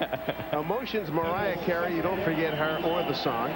Roseanne was the TV show. And George H. Bush, Herbert Walker, 41, 43 is in power right now. Tell you what, talk about power. Temple, 210 total yards to 48 for Pittsburgh. Second down and 11 at the 22. Here's McGann. Pump and fake. Going for the end zone, and he throws it out of bounds. And Jeff, during the break, we had our own little discussion. What would it mean for Temple if they don't come out of here with at least 6? Well, especially if they don't come out with 3. If they attempt a field goal to miss it, and that's all, on third down right now. But emotionally, they've done what they needed to do to be up 14, 17, 20, almost 24 points in this first half, and it's only a 13-7 lead, only a 6-point lead. So with 2:33 left to go, Mike McGann desperately needs to push that lead to 20-7, or try to. I want to ask you about the emotions and what that does for a team. I mean, you're skating up and down the field. Third down and 11 at the 22. Sharps trying to get to the edge. Oh, good stutter step. He does get to the edge, but he's going to be short of a first down. He got it to around the 15-yard line, run out of bounds by Torrey Cox. Fourth down, Temple. So they're going to mark the ball, let's see, 16-yard line. Picks up 6. So fourth down and 5, beg your pardon. Well, back to your point, Dave, to dominate a football game and have a chance for a field goal to go up to 16-7, emotionally it will kill you if you don't get any more out of the first half. Well, here's a 33-yard attempt. You see Paklemba's had a fine day, this time from the left hash. Pittsburgh does have a partially blocked punt to its credit today. Good snap. Here's the kick. You'll get a look at it, and Paklemba nails that one. So 2:22 to go. Timeout on the field with Temple leading 16-7 here at 23rd ranked Pittsburgh.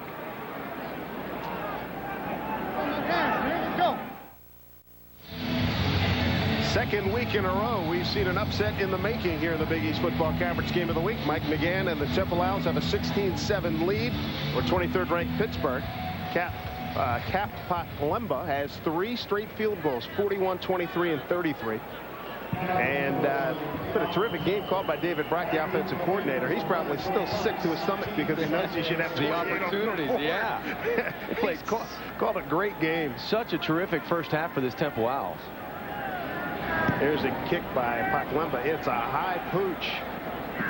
Taken at the 22-yard line. And just what that young man, Andy Allman, was looking forward to. Yeah. Here's Greg Roberts. Well, Dave, I invite everyone to stick around for our Discover Card halftime report. Coming up at the half, we'll check today's Big East Wire. Also, we'll look at the scoreboard. That includes scores from the top 25 and the Big East Conference. And we'll have first half highlights, stats, and analysis with Dave and John. It's all coming up on our Discover Card halftime report. All right, Greg, thank you very much. Let's see if the Pittsburgh offense can get untracked. Rutherford stumbles. Screen. It's wide open. And they get it to Furman, but a good recovery by Temple as the ball's advanced to the 30. It's only a 4-yard pickup. That looked like that had 40 yards written all over it. Credit Ryan Wallace, the linebacker, number 17, the redshirt freshman. An awesome job as Pitt goes into their hurry-up offense. Here's Rutherford. And, nice comeback catch by Roosevelt Vines, the sophomore out of Fort Lauderdale. Got a team-best 82-yard reception this year on a touchdown. This is a smart move by Walt Harris, changing the pace of the game. Absolutely. 1st and 10. Rutherford, clutch, throw, interference on that one. Where are the flags? Here they go. There they come. 1, 2, 3. Oh, that had Leftwich, and he knew it, too. He's not protesting. Yeah, got him. What are you going to do about it? Come on. You know, he tried to time it up perfectly, but he was there a couple seconds before the football, and that drew about 4 flags on that. Oh, that was me? You got to be kidding. I didn't touch him. I don't blame him, though, because ball was pretty well thrown, and the receiver was there. On the defense. Spot foul. First down. Well, you talk about emotion in a football game because it changes constantly. If Pittsburgh can now take the football, go 70 yards and stick it in the end zone and get it to a 2-point game. That's an emotional win. Yeah, absolutely it is. When you're Temple, you're the offense going, hey, fellas. Can't do anymore. Opportunities have been there, and we're talking about against a very good defensive unit. This Pitt offensive unit has been very productive, except for today. Here's Rutherford, short drop. He's going for Bynes. Got a man there. Bynes makes the catch. Outstanding job at the 22-yard line. First down, Pittsburgh. Gain of 31. Good adjustment by Bynes.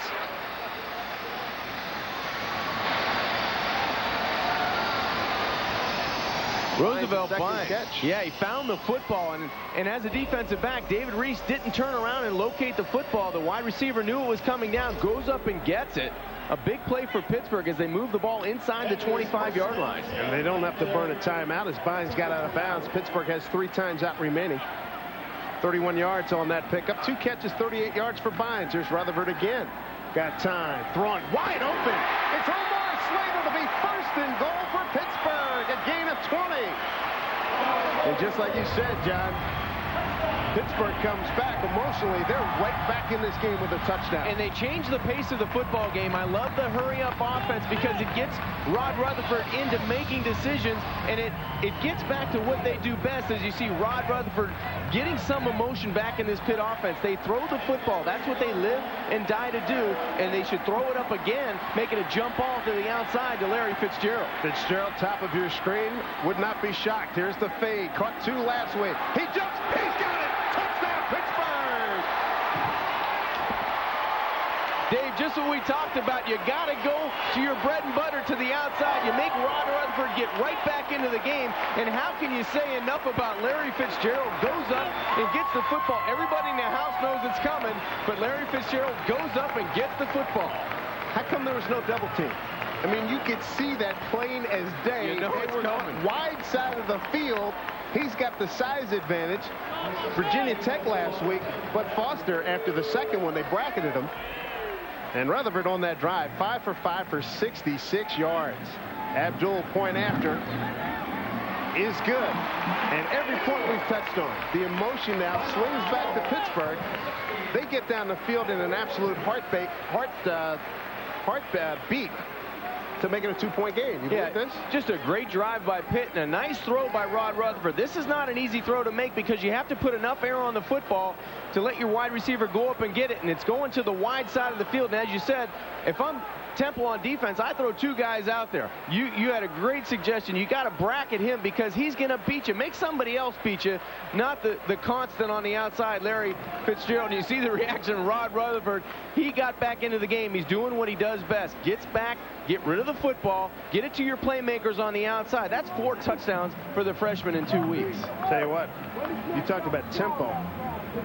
The way Pittsburgh zoomed the ball up and down, they may want to stay with that as long as they can.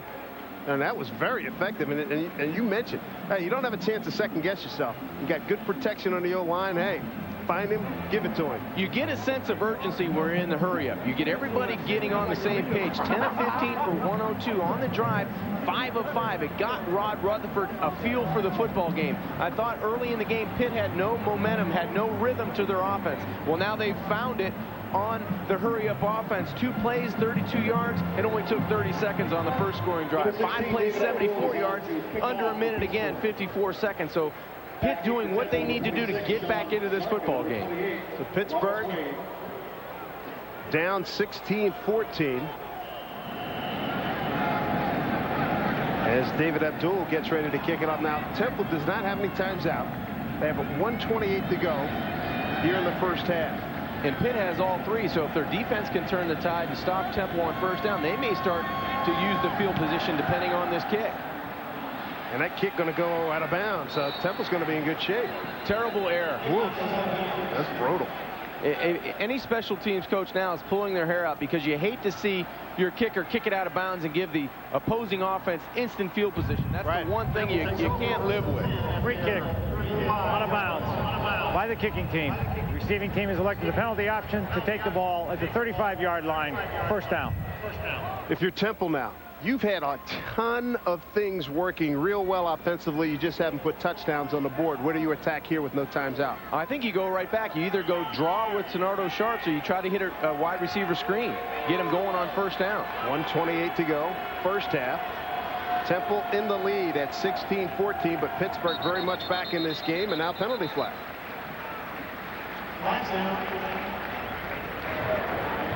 Prior to the snap. False start. Offense. 5 yards. First down. Well, Bobby Wallace's offense was going to go with that draw play to Sonardo Sharps. You see the penalties 3 for 18. 1 for 5 for Pittsburgh, doing a nice job not making their own mistakes. But Bobby Wallace has to be frustrated. As you can see him on the sideline. They played so much better than what the score indicates. No question. They could easily have 28 points on the board. McGann has missed 2 wide open receivers on out and go routes. And there's Gerald Hayes getting up, checking out that chewing gum of Sonardo Sharps. Little facial action there. Timeout Pittsburgh. Second time he's been able to deliver a big-time lick to an outstanding back. Yeah, Sonardo Sharps going to the dentist again, and Dr. Hayes right in the middle of the football field. Here's a couple fillings that he doesn't need anymore because he's delivered helmet-to-helmet shots. Hey, Coach, I don't know what I did to you, but could you take that play out of the book? Yeah, you're exactly right. I don't want to run between the tackles anymore. There's West Virginia by 10 as we check out the Ameritrade scoreboard. Boston College on the board. West Virginia's led the entire game down in Morgantown, about an hour and change south of here in Pittsburgh. Very tough place to play down in Morgantown, and Boston College coming into the game needing a win desperately. You got it. How do you see this game? Virginia Tech Syracuse coming up at 3:30 later on this afternoon. Well, I think Virginia Tech will bounce back. They're going to have to feed only 1 running back instead of 2, and I think they're going to have to get a good day out of their defense. They have to get back. They were so dominant prior to the Pittsburgh game, and they allowed so many yards rushing last week. I think they're going to have to do a better job in the dome preventing that multiple set offense of Syracuse. Paul Rhodes' crew in good shape here. They called a timeout. They have 2 remaining, 1:21 to go. They get 2 more stops in this place. They're going to give the offense the ball back in good shape. They should have good field position as well, but you know, Pitt did a good job of just hanging around. They didn't turn the football over. They didn't have any rhythm offensively early, but they were hanging around. And to Temple's credit, if they cash in on the big plays, that's the difference in this football game right now. And I'm sure during our halftime review, we'll be checking out the wide open plays where McGann to our right had a bad overthrow. He had one to our left where he had a guy drop. Drop. And on the fly patterns, he had a guy with a 4 or 5 yard cushion. Second down and 12 at the 33. They've used this play a lot. And it's effective again. And does he get out of bounds? He does. Torrey Cox knocks Zamir Cobb out of bounds. Another completion for Mike McGann. And that has been I bet they've completed about 6 of this play at least 6 times today. Yeah, number 15 in blue, Brian Beneke trying to go out to prevent the screen, but a good move on the outside by Cobb. Did step out of bounds around the 42-yard line. That'll stop the clock. 3rd down and 3 to go for the Temple Owls. Owls have led all the way, came out 7-0. Pittsburgh tied it, converting a partially blocked punt, a 2-play drive, 7-7, then 3 straight Temple field goals. And then Rutherford to Fitzgerald on a short fade made it 16-14 over the middle. This is wide open. Here's Cobb again. Spins down. Beinecke makes the tackle again. Pitt territory, 47-yard line, a 12-yard gain. Nice read and good blitz adjustment by Zamir Cobb on the outside and Mike McGann at the quarterback position. Temple go into the hurry-up offense, but a great conversion on 3rd down. Temple does not have any timeouts remaining. Clock runs coming up on a minute to go as they signal in the play. Play clock, they've got plenty of time with 15. Take a lot of game clock off them. Sharps on the draw. And nice yardage to the 40. Picked up about 5. Lewis Moore, number 48 on the tackle. Not a big sense of urgency. It looks like Temple's got to get going here. There's no, set 2-minute drill. They're signaling everything in. There's no scripted situation. Well, they have to throw it here on 2nd down, a completion to move the chains and stop the clock, or an incompletion, but it's under 25 seconds. Boy, they have burned a whole bunch of time. If they're going to take a shot at the end zone, McGann looking to get out of bounds and does. And thankfully, he ran hard out of bounds, didn't do a Drew Bledsoe where he pulled up early and Lewis Moore could have hammered him. So clock stops with 18 seconds to go. I've been really impressed with the way Mike McGann has played in the first half. He's done exactly what the coaching staff wants him to do. He didn't turn the football over like last week. He's thrown the wide receiver screens very well. He's managed the offense. The only thing they haven't done is manage this clock underneath a minute the way they should have.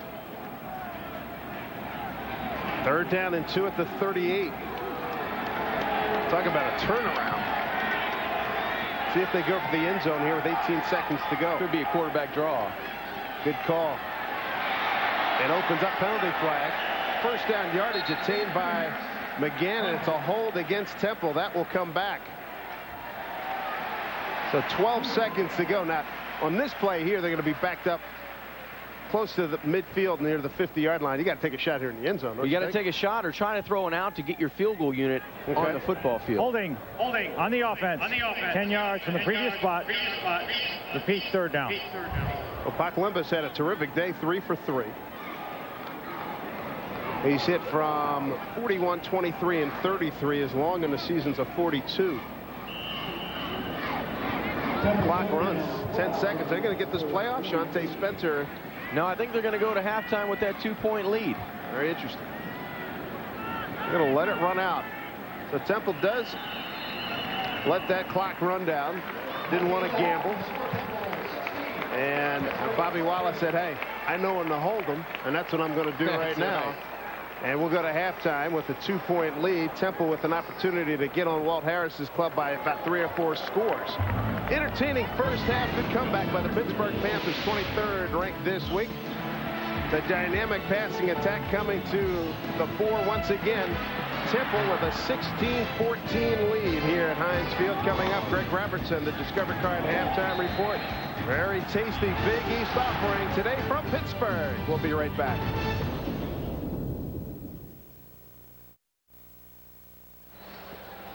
We welcome you back to the halftime report, brought to you by Discover Card. It pays to discover. Score here in Pittsburgh. Good-looking day here, despite the clouds. 16-14, the Temple Owls. Tell you what, they have out-statisticked the Pittsburgh Panthers. They lead by 2. Dave Sims, John Kinjemi with you. Emotionally, though, right now, maybe you have to give the edge to Pittsburgh. I think you have to. They get back into the football game with that hurry-up offense. Temple did everything they wanted to do in this first half. They have a 2-point lead, but it should have been 12, 14, 18, 21-point lead. But the first half was really set up, to get into it with the Discover Card first half highlights. The running of McGann. He threw the ball very effectively, but the running of McGann moved the chains. And then Tenardo Sharps gets in his 6th touchdown of the year. That started the scoring. What more can you say about Larry Fitzgerald? Just get it close. It's a jump ball. It's all his. And then the tight end, he gets in. Chris Wilson gets in for the touchdown. Then another jump ball at the half. Fitzgerald, his 8th touchdown of the year, his 4th in 2 games, and we're only at halftime. He's had a terrific freshman season. What you didn't see was a whole bunch of out and ups that were wide open for Temple as we check out the South first half stats. Look at that, 22:01 to 7:59. It's just amazing that it's only a 2-point game because Temple had missed some golden opportunities going down the football field on long passes. They just have to connect and get this offense rolling again. Well, the good news for Pittsburgh, they won the opening toss. They deferred, and now they're going to get the ball back. They had some terrific momentum to finish out the first half on offense with that hurry up. So let's see if they pick up right where they left off. They have to do a better job of finding some rhythm on offense. Defensively, they're doing a better job trying to stop the rushing attack, but they have to do it offensively. Stay with us. We're moments away from the second half kickoff. The Panthers, they've not led today. They trail by 2 to the Temple Owls.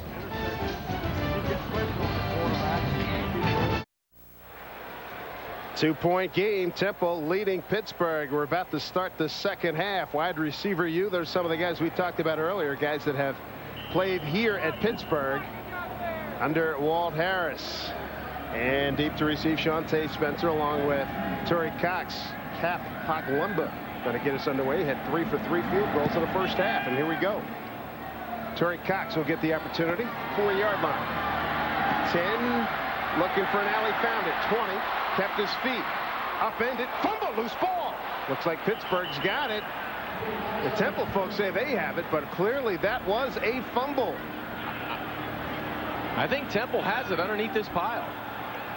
Wow, what a development. first turnover of the day. And the Temple Owls have recovered. It was number 5, Yazid Jackson. And the Owls in great shape. Forced fumble by Christian Dunbar. And here's another look, John. Dave, what looked like was going to be a big play for the Pittsburgh special teams turns into disaster. Just an arm right on the football. And at the bottom of that pile, Yazid Jackson, as you said, number 5, comes up with the football. So now Temple with immediate field position inside the 30 at the 29. It's the best field position they've had the entire day. You bet. First and 10 Owls. 16-14.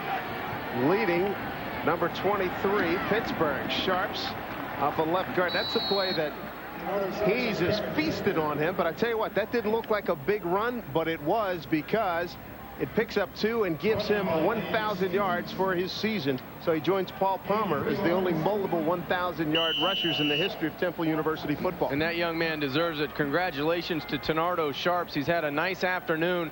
He's been getting some tough running inside the tackles. There you see this season, over the 1,000-yard threshold, 5 touchdowns, an average of 4.3. Congratulations, Tenardo Sharps. Sean Dillard goes in motion.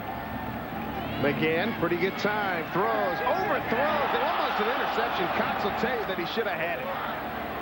And again, the Temple people are getting open, but the young man is not getting them the ball. Yeah, down the field is where he's not completing his passes. He's dinking and dunking very well, but this is a pass he tries to stick in on an in route, and Zamir Cobb goes up, but it's well over his head. And fortunately for Temple, it wasn't intercepted by Torrey Cox. But you have to connect down the field if you're going to win a tough ball game against a tough defense like Pittsburgh. Temple took the opening drive, 10 plays, 64 yards, and 445. 6 for 11 are the Owls on 3rd down. It's a 3rd and 7 here at the 26. Opening drive. Second half, it opens up for McGann. He's got one man to beat. It's Torrey Cox, and Cox takes him down. Good play at the 20-yard line. Going to be about a half a yard short of a first down. And Torrey Cox will hit you. Yes, he will, and he just did. Torrey Cox comes up, and I think if Mike McGann could have taken his that play over, he would have tucked the football, acted like he wanted to run, and then kept his eyes upfield, because as Torrey Cox came off the coverage, there was a Temple wide receiver wide open in the Pittsburgh secondary. Sure enough. And he took a tough shot. I think his legs are, he's in some pain. No doubt about it. 28-yard line from the near hash. 38 yards on the attempt. Paklemba going for his 4th straight field goal. A 38-yard attempt. He's hit from 41, 23, and 33. Here's the kick. Boy, he's having a day, huh? 4 field goals for Cap Paklemba out of Westminster, Maryland. And the Temple Owls convert the turnover into a 3 spot to open up a 19-14 lead. Mike McGann trying to pick up the 3rd down. Can't get it done. Takes a shot on the right thigh. But the Owls do get points. They lead by 5.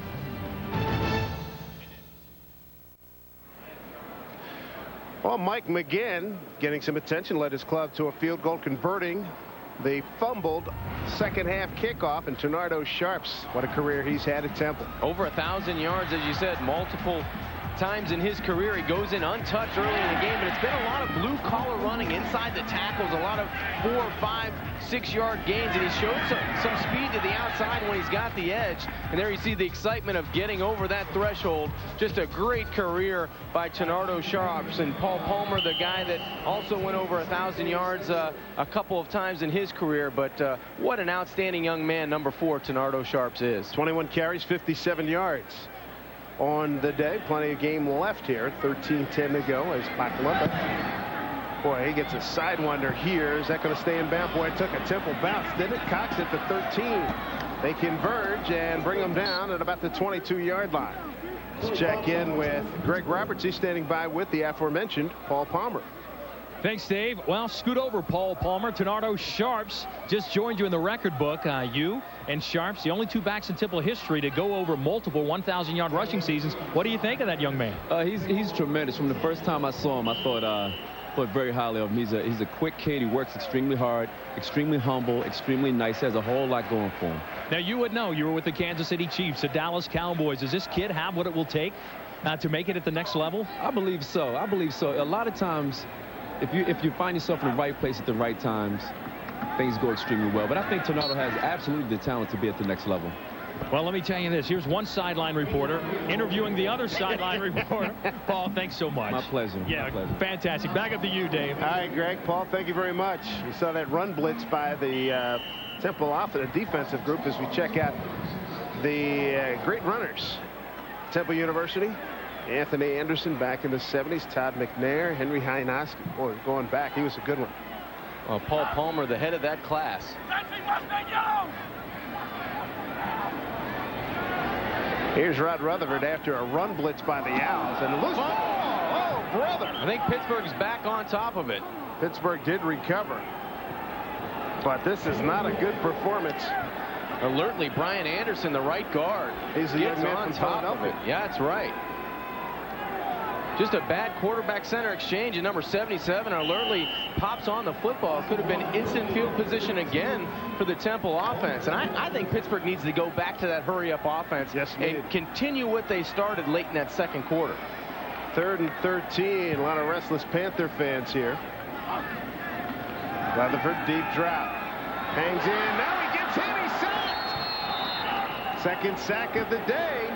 Penalty flag on the play up in the secondary. But Rodney Wormley, number 89 out of Oxon Hill, Maryland, gets the sack. There was some contact, Dave, down the field with number 1, Larry Fitzgerald. It was a battle of ones, and Jairo Almonte, the Owlback for Temple. Holding on the defense. 10 yards from the previous spot. Repeat, 3rd down.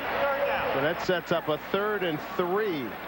And a big break for Pittsburgh. It was right there, the contact down the field. There's the, well, it's a real petty call. I think he got his hand caught in Fitzgerald's jersey and may have altered his route, but here's the sack again from behind. Just a great play by Rodney Wormley. Boy, beat Matt Morgan. Boy, sort of reminiscent of the play last week at the Rutgers game. Was one of those, oh, by the way. The ticky, yeah, it was a little tick for tat on the goal line that prevented Rutgers from going up. Could have been up 24-8 at the half. A 3rd and 3 here for Rutherford and company. He's under pressure, delivers, got the first down, across the 35 to the 36-yard line. Lamar Slade with the catch, a pickup of 9. Well, if it's me right here, here's where I go back into the hurry-up offense. Get Rod Rutherford, keep him in the game, because when he's throwing in rhythm, there's been no one in the country that's been able to stop the Pitt offense, at least in the Big East Conference. They've done an excellent job of spreading the football through the air, and it's not all Larry Fitzgerald. Lamar Slade came into the game with 36 catches, and he makes an excellent catch there. Put a mark next to that play on that conversion. If Pitt were to score, that would have been a very big development. Here's a home run ball down the sideline. That is almost picked off. Good defensive play by the receiver, Larry Fitzgerald. Fine defensive play by Yazid Jackson out of Sayreville, New Jersey, a 5'10 junior. And I think Yazid may have hurt his back on the play, or maybe the wind taken out of him. But watch Yazid Jackson. His head is in the backfield. He sees the ball, so he can react and get up and leap. And very fortunate for Pittsburgh that it wasn't picked off, in a nice aggressive defensive play by Larry Fitzgerald to strip the football away from the would-be interceptor Jackson. Jackson looking for his first pick of the season. That was a very good effort, because he's 5'10", as we've noted on several occasions. Larry Fitzgerald at 6'3", jumping like he's 6'8". Yeah, he can get upstairs, and he can do damage when it's a jump ball opportunity. And Jackson did a great job of getting up. The only thing he didn't do was come down with the football. And for Temple's defense, you hope he's okay and gets back into the football game. Played well today. So second down play coming up for the Pittsburgh Panthers. It has been a struggle, to say the least, on offense. 3rd down, make that second down at 10 at the 36. What happened here? Boy, you talk about being out of sync. First time Pittsburgh's been ranked in the top 25. Prior to the snap. False start. Offense. 5 yards. 2nd down. Dave, I don't want to beat a dead horse, but I think Pittsburgh has no rhythm today when they're going in and getting to the line of scrimmage, and it looks like they don't know what direction they're going in. You bet. Temple may be confusing them a little bit defensively, but they worked very well in that late in that second quarter with the hurry-up. Wow, what was that? I don't see a flag. I think that's going to go into 3rd down. I don't see any contact at all. No flags on the field. Third down indeed. Ooh, that was not good. Bad read by Rod Rutherford. And actually, it's Chad Reed and Rutherford on the center quarterback exchange. Chad Reed feels contact or thinks he sees contact. He snaps the football and goes to one knee. But no call by the official, and that'll bring up a long third down for Pitt. 3rd and 16. Fitzgerald goes in motion. Temple rushing 4. Rutherford. They turn him around. And down he goes at the 25-yard line. Look at the tenacity of Temple. That was Tyrone Ditzel out of Colquitt, Georgia. The 6'4 senior with another sack. Not only did he bring him down, he brought him down with authority. Rod Rutherford trying to buy some time, looking downfield, decides to tuck it, but there's nowhere to run the football. And big number 98, Tyrone Ditzel, doing an excellent job. First sack of the season for Ditzel. Dillard back to get the punt from Andy Lee. Lee's been marvelous all year. Dillard backs up 28-yard line. And Dillard, strange decision there as he had a one-man wall to his outside. He took it up the middle. A 47-yard punt, a 6-yard return. Marcus Furman makes the tackle for the Pittsburgh Panthers along with Tutu Ferguson. Timeout on the field. Temple leading by 5.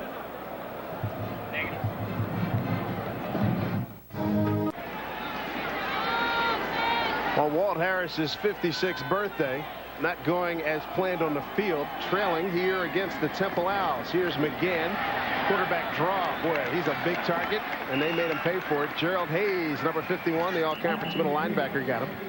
4 field goals today by Cap Paklemba for the Temple Owls. And Temple with a 5-point lead. If you're just joining us, that lead could be probably about a 20-point lead. Temple's had some tremendous opportunities that they have not cashed in on. Yeah, down the field, especially on some bombs to the outside. Quarterback and wide receiver just did not hook up. Temple's dominated time of possession as well. Again, flanker screen, their favorite play today, and it loses yardage.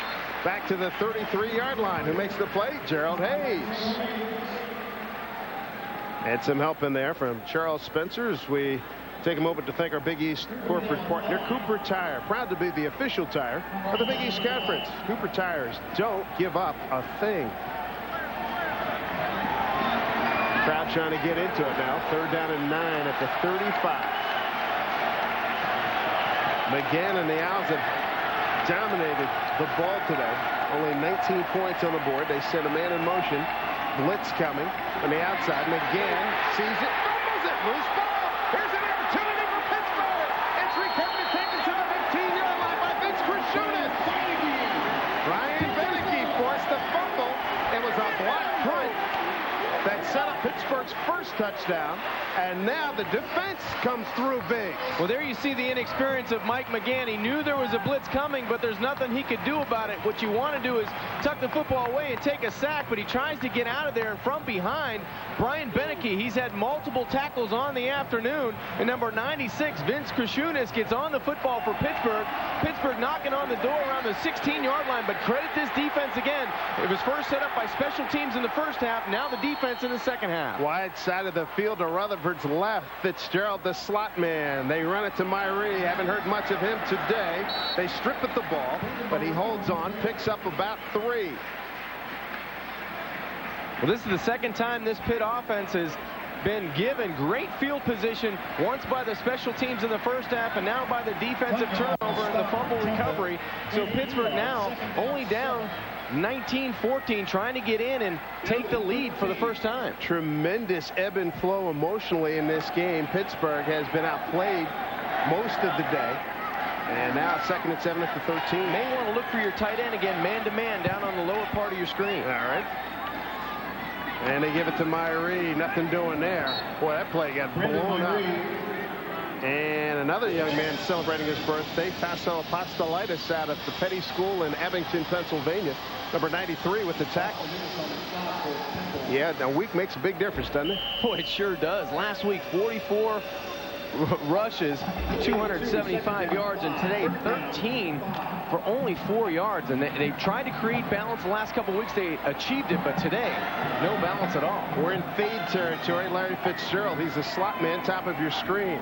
One-on-one coverage. They run away from him. Rod Rutherford, keeper. It opens up to the 5, to the 3, pushes his way to the 1. It'll be first and goal, Pittsburgh. Good-looking run by Rod Rutherford. You see Jackson with the tackle, and Rutherford bringing a big load at 6'3", 220. Just a design quarterback sweep. We teased Coach Walt Harris. It looks like the Packer sweep of old when Rod Rutherford gets outside. He has 3 or 4 blue jerseys in front of him. Great blocking out in front. Brian Anderson, number 77. As you said, Rutherford trying to stretch the football over the goal line. It's first and goal for the Panthers. Tim Murphy in at fullback.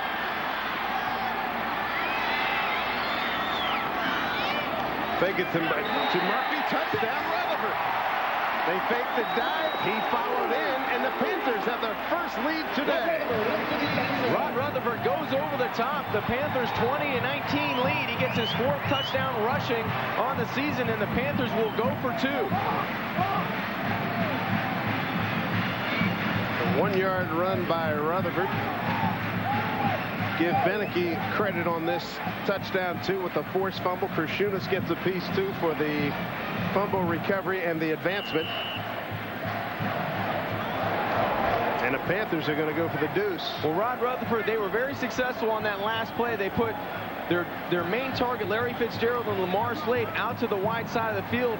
Left a lot of room to the short side for him to run or work his tight end. They'll call a timeout and talk about it. And they want to make sure they have to convert here. They want to get that lead back to 3 points.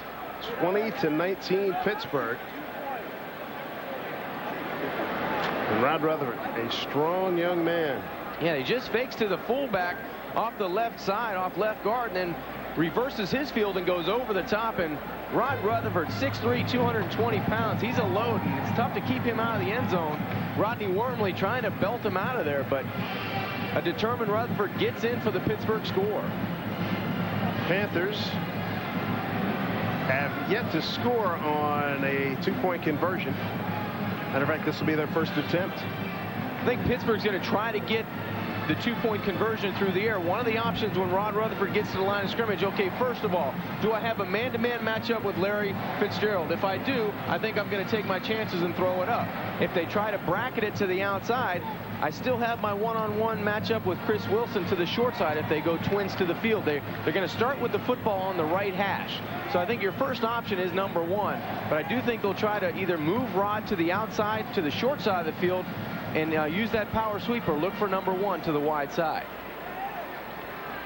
Say one thing, when Pittsburgh has put touchdowns on the board, they have wasted little time. That one just 142, 4 plays, 16 yards. But a big 2-point conversion here. Well, it's man-to-man on the outside. I think they're going to walk a safety out to try to help out. Fitzgerald, top of your screen. Now they're going to send Vines, now double him back. They look to the left. It opens up over the middle. Tight end, Chris Wilson. What a great set of hands. 2-point conversion's good, and Pittsburgh extends the lead to 22-19. Great job by Rod Rutherford coming off his initial read. That's exactly what he did. He got up to the line of scrimmage, looked outside at Larry Fitzgerald. They walked the safety out. That leaves a lot of room in the middle of the field for your tight end. He was patient enough to let Chris Wilson come out of the break, and Pittsburgh is up 22-19. Well done, as Pittsburgh, 23rd ranked this week, gets the lead for the first time. And now the birthday boy, Walt Harris, he's got something to smile about. They get a touchdown and the deuce and take the lead by 3.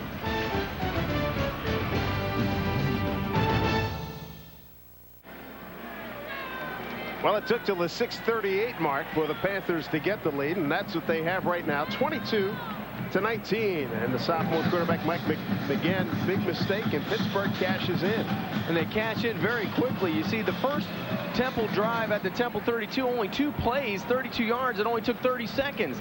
That last one, they start at the Temple 16. They go 4 plays, 16 yards in 1:42. So Pitt is doing an excellent job of cashing in when they have excellent field position. The first half, it was set up by special teams on a block punt by Shante Spencer. And then in the second half, it was picked up by Krushunas. When he picks up the fumble, gets Pitt inside the 20-yard line, and then Rod Rutherford goes in from the 1. There's McGann.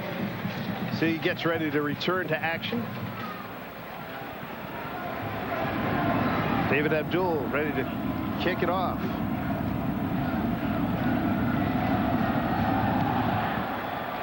Here's the kick. Taken down at the 9-yard line by Zarka. Sean Zarka. He's got some room. Sure does.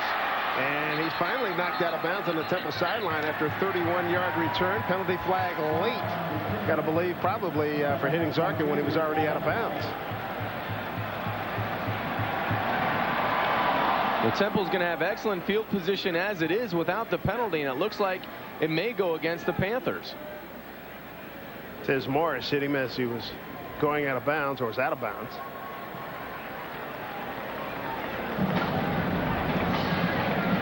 Ooh, they get a personal foul against Temple. Didn't see that one, Dave. Ditto. Neither did Bobby Wallace with that reaction. Where did that come from? Dead ball. Late hit, blow to the head by the return team. 15 yards from the end of the run. First down. For Bobby Wallace's club. Now, emotionally, they're roller coaster now. Take a look, a blow to the head.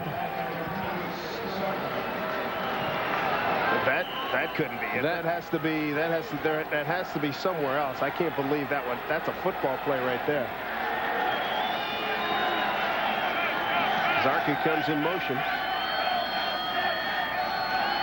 They run Ternardo Sharps. Sharps for about 2. Not a lot going on there. 6:23 to go as we count down here in the third quarter. Big East football. And a big surprise is the Temple Owls hanging tough against Pittsburgh. Dave Sims, John Kajemi, and Greg Roberts. Pittsburgh's last drive, pretty short. Very short. Rod Rutherford takes it in after the fumble recovery from the Pitt defense. Got Rod Rutherford real excited, and this gets Walt Harris very excited. He was very patient in the pocket, didn't like it outside, found his tight end Wilson over the middle for the 2-point conversion. They run Sharps right side. Long count by the Owls that time, just a 2-yard pickup. You see Gerald Hayes, number 51, on the tackle. Dan Stevens also got in there, sophomore out of Wheeling, West Virginia. Clock running down, 5:35 to go in the third. Pittsburgh's just taking lead for the first time. Cap Paklemba has kept Temple in the game. That's Paul Rhodes, the defensive coordinator for Pittsburgh. Temple's got 4 field goals from Paklemba. They have had opportunities to blow this one wide open. And right now, Pittsburgh hung around long enough to get the lead itself. Flanker screen. Broken tackle. Lewis first down and more. Loses a tackle. They grab for the ball, but he maintains possession to the 43-yard line. A pickup of 13. First down, Temple. What a terrific individual effort by Lewis, number 14, the senior. This is all number 14 on the outside. He makes 3, 4, 5 would-be tacklers miss. He's got some traffic in front of him. There's 2. 3, 4. Claude Harriet is 5. And he's finally brought down over the 40-yard line, about the 43-yard line, but just a terrific individual effort. Gary Ursula finally brought him down. 4 catches, 43 yards. Here's Sharps, big hole, runs over a tackler for a first down. He's in Pittsburgh territory to the 47-yard line. What a quick burst by Ternardo Sharps. Ternardo Sharps with authority. Yes, indeed. Rod Rutherford put up some impressive numbers over the last 10 minutes of play. Sharps rebounding nicely from his poor effort last week, poor performance, I should say. McGann, 17 of 27, has missed 3 wide open receivers, and Pittsburgh's got more points off of turnovers so far. First down picked up by Ternardo Sharps. First down, Owls. Ball's at the 47-yard line of Pittsburgh. What you love about that last run was the way Ternardo Sharps finished off the run. Just a terrific burst up the middle, and then he lowers his shoulder on Corey Humphreys, the defensive back for Pittsburgh. 24 carries, 71 yards for Sharps. Gets another carry here. Finds a seam for about a nanosecond. Loose ball. They're going to say the play was dead. So there goes the touchdown opportunity by the wayside for Claude Harriet. He thought he hit 6. Gerald Hayes got in there, really put a lick on Ternardo Sharps. The good thing, Ternardo Sharps is pretty buffed and ripped up there, because he has been just tattooed a few times by Gerald Hayes. Yeah, that is the third time number 51, Gerald Hayes, is squared up in the hole, which looked like Ternardo Sharps would be able to get another 2 or 3 yards, and he ends up going backwards.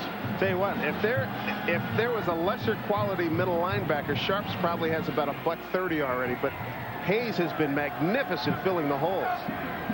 Here's McGann to throw. They pick up the blitz. McGann's got time. Got a man down there. Dillard got it this time. First down, Temple.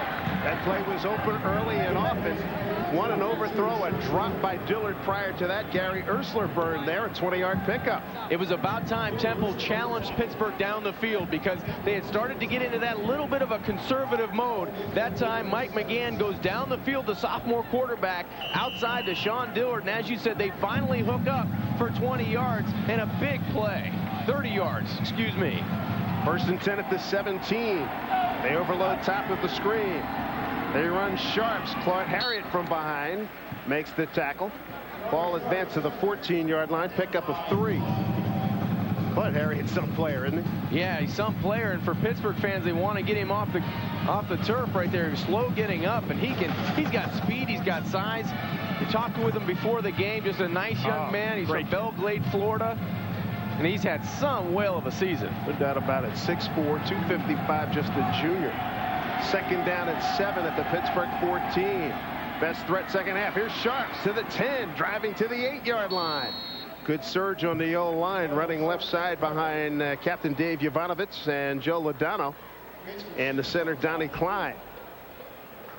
Inside the 10-yard line at the 9. So pick up a 5 for Ternardo Sharps. What a big difference in today's ball game for Temple in total yards. 302 today compared to 204 last year. In Pittsburgh, a big difference on the other side. Only 125 yards today, but they do have a 3-point lead. 33-7 Pittsburgh win last year.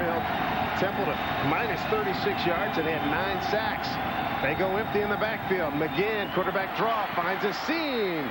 Boy, he's so long and tall, and it's amazing that he withstands that type of punishment. We saw the young man. He's got a great frame on him, but he's not real big. He's rangy. It's tough for him to get down at 6'6" in the middle of the football field. Watch him. He knows he only has to get a couple yards for the first down. Now he wants to find a safe spot, and it's tough because he's so big, but I'm very impressed. We saw him in the second week around the 14th, September 14th, against Miami, and you could see a young quarterback out there. Now you've seeing him mature, and you can see him mature leading the 10th play of this drive. Picked up the first down, first and goal at the 5. Here's McGann, quarterback draw again. He just falls forward and picks up 4 yards to the 1-yard line. Second and goal for the Temple Owls.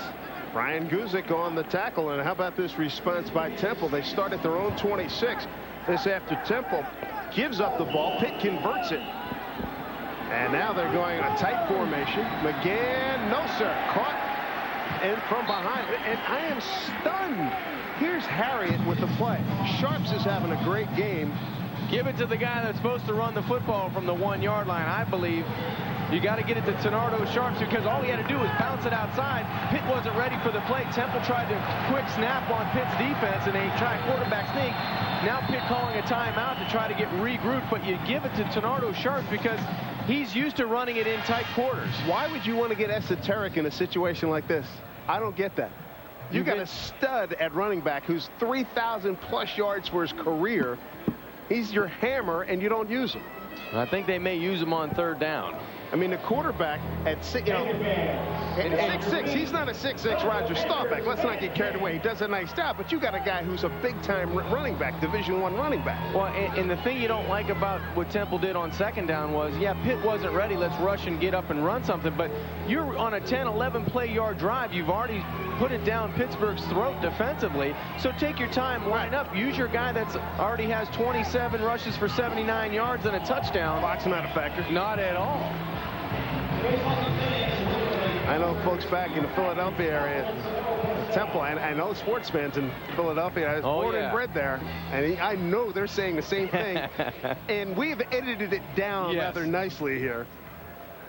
But, I mean, that's got to be the big question mark. This kid's having a great game. Temple, it's so frustrating if you're watching this game as a Temple fan because you're down by 3 points. You've done everything correct in this football game to be ahead 14 to 17 points. They have to do a good job inside the 20. Today, they've had 4 possessions, 1 touchdown, and 3 field goals. They need a touchdown. They cannot settle for another field goal. Columbus had a great day, 4 for 4, but they need 6 here. They're last in red zone efficiency coming up. 2 for 2 on 3rd down on this drive. 8 for 15 for the game. Sharps is in. Sharps gets the call, and what a play by Brian Beneke. Yo-ho! Yes, indeed. That's a highlight maker. Oh, that was big time. Nobody blocks number 15, Brian Beneke, off the short side of the field for Pittsburgh. Nobody in a white shirt accounts for 15, and he tattoos Tenardo Sharps. A loss on the play, probably of 2 yards. Well, he just didn't have a chance on that. Brilliant performance by Beneke. Just having a fabulous day. Paklumba, a 20-yard, you would think a gimme from straight on. Snap, kick, it's up, and it's good. Career day for Cap Paklumba. His best prior today. He had a 4 field goal attempt against Richmond, but now he ties a school record. 22 all, and this is an eyebrow raiser all around college football. The score coming in at stadiums around the country, and Temple almost a 3-touchdown underdog, and Paklumba looked like he might have gotten a little bit too much of that one. I think he's either cramping up on the sideline or something was bothering his left leg. I think it's a cramp, maybe possibly in his hamstring, but he didn't look well going off the field, and thank goodness for Temple, he was well enough to kick the field goal to get them to 22 even. Boy, this is one of the worst examples of Murphy's Law. Here it is, the kid's having a great day, and our Dodge Tough player of the game. Why not? You never, you don't mind making this call 43 seconds left in this 3rd period. Beneke's been magnificent all day. 14 tackles and 2 sacks on the day. Just a terrific afternoon, and we've got a quarter of football to play yet. 20-yard field goal by Cap Paklumba, his 5th of the day. 5 tackles for a loss as well. I'm impressed. And here's Cap. Temple looked good on that drive. They could have shut it down emotionally. Pittsburgh goes up 22-19. That's a good point, Dave. And they came right back. So, now we know why. We talked to coaches around the league, and the Pitt staff couldn't say enough about everything. Temple, well coached. Bobby Wallace, well coached. Yeah. Good job. They had a lot of respect. High, short kick, 21-yard line. Did his knee touch? It did. There's a mistake. Shawntae Spencer. His knee touched as he went to field that kick, and on Sundays, that's not a bad play. That's right. But a day before, it's a bad play, and it touches right there. Good call by the officials. 22-22. I'm telling you, there's nobody, not too many people thought that this would materialize given how West Virginia pasted Temple last week. And Walt Harris, his club in this classic sandwich game, Miami in 12 days, coming off the emotional win at Virginia Tech last Saturday. They are in a fight here. Flanker screen, Fitzgerald, he might go the distance here. He breaks a tackle out of bounds at the 37-yard line. Nice gain of 14 yards.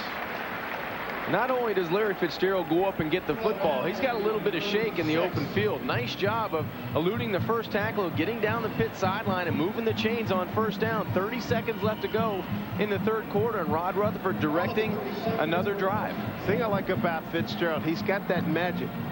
You look at him, you watch him play, and the first thing that comes to you, feed him, give him the ball. You can't throw it to him enough.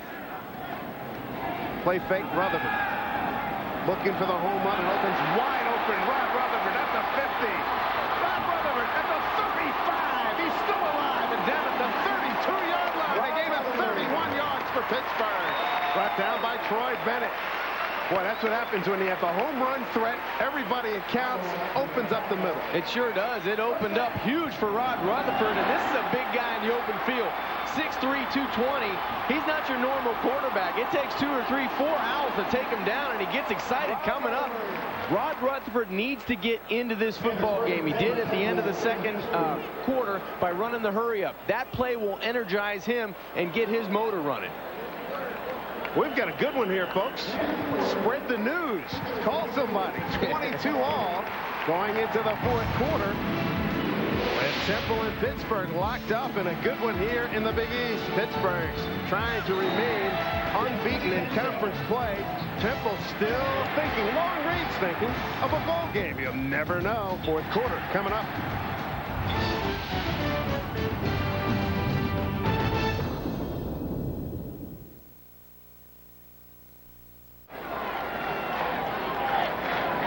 We're in Pittsburgh, and we've got a good one. The Panthers and Temple all tied up 22-22. Speaking of a good one, look who I found. The top 3 quarterbacks in the history of Pittsburgh, Alex Van Pelt, then Dan Marino, and John Congemi. All you guys here at the same day. What's going on? I don't know. Something, the stars must be aligned or something. You know, all these guys that throw for a whole bunch of yards are all here at the same time. It's just an honor, you know, to be here with John and Dan. Do you play golf as well, and as Congemi and Marino hit it? Those guys live in Florida. I live in Buffalo. Obviously, there's not enough time to play golf up there. What do you think about backing up Drew Bledsoe and the Buffalo Bills? You guys are red hot. You know what? We took one last week, losing to New England, but we're heading in the right direction, and Drew's doing a great job. Things have really changed since your days here in Pittsburgh, especially with the facilities. What do you think of that? I think everything's moving in the positive direction. You know, that's obviously going to help recruiting. The team's doing great this year with the big win last week. Hopefully we'll pull one out here and then knock off Miami next week. But I'm very happy the way that the football program's moving now. Is it hard to work on that golf game in Buffalo? It's tough. You got to use the orange balls with all the snow in the winter. Alex, great seeing you. Thanks for joining us. Back to you, Dave. Well, at least you know what they get Alex for Christmas. That's exactly right. He's still got a real job on Sundays. That's why he's not playing golf. How about Yazid Jackson? He had an opportunity there. Here's a shovel pass, and he trips over his own man. Myrie does, falling over Brian Anderson. How about Yazid Jackson? He had a chance for a big, big turnover. Couldn't have been any softer. He's got to be killing himself right now. It was right there for him. And you'll see that. He'll run that play back and back and back on Sunday and Monday and Tuesday in his head, because this is a golden opportunity for the defense to get their offense back onto the football field. Just an easy catch, and Jackson has made some great plays defending number 1 all day, Larry Fitzgerald, but that one would have been special. 3 for 8 on third down conversions. That's what Pitt has put in the books this afternoon. Third down and 9 here. What happened there?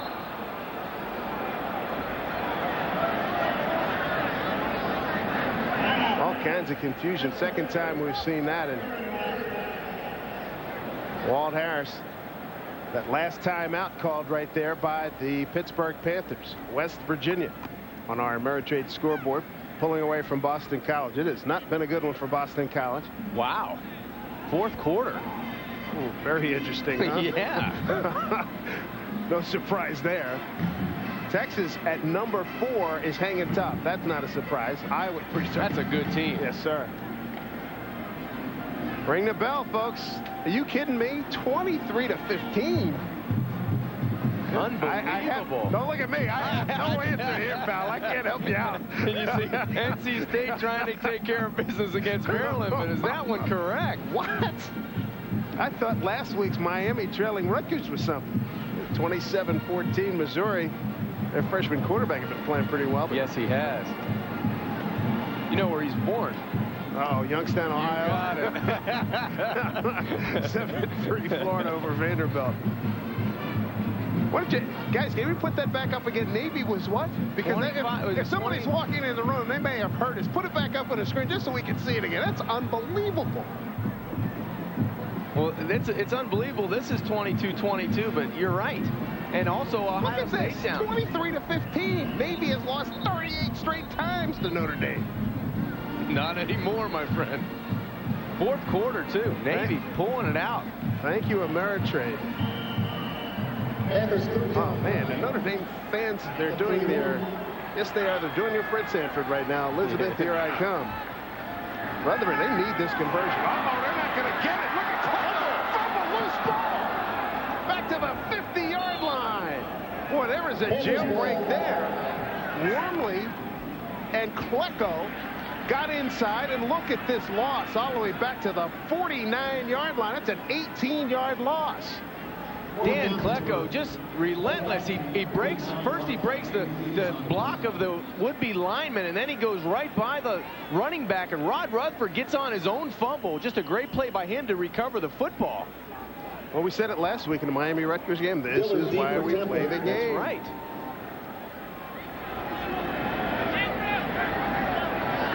Lee has been fabulous all day. It continues. Look at this. This kid's going to be playing on Sundays somewhere in the very near future. Now, he would have liked to have maybe a yard short, but I tell you what, he has gotten off some really terrific kicks. Timeout on the field in a 22-all game here at Heinz Field.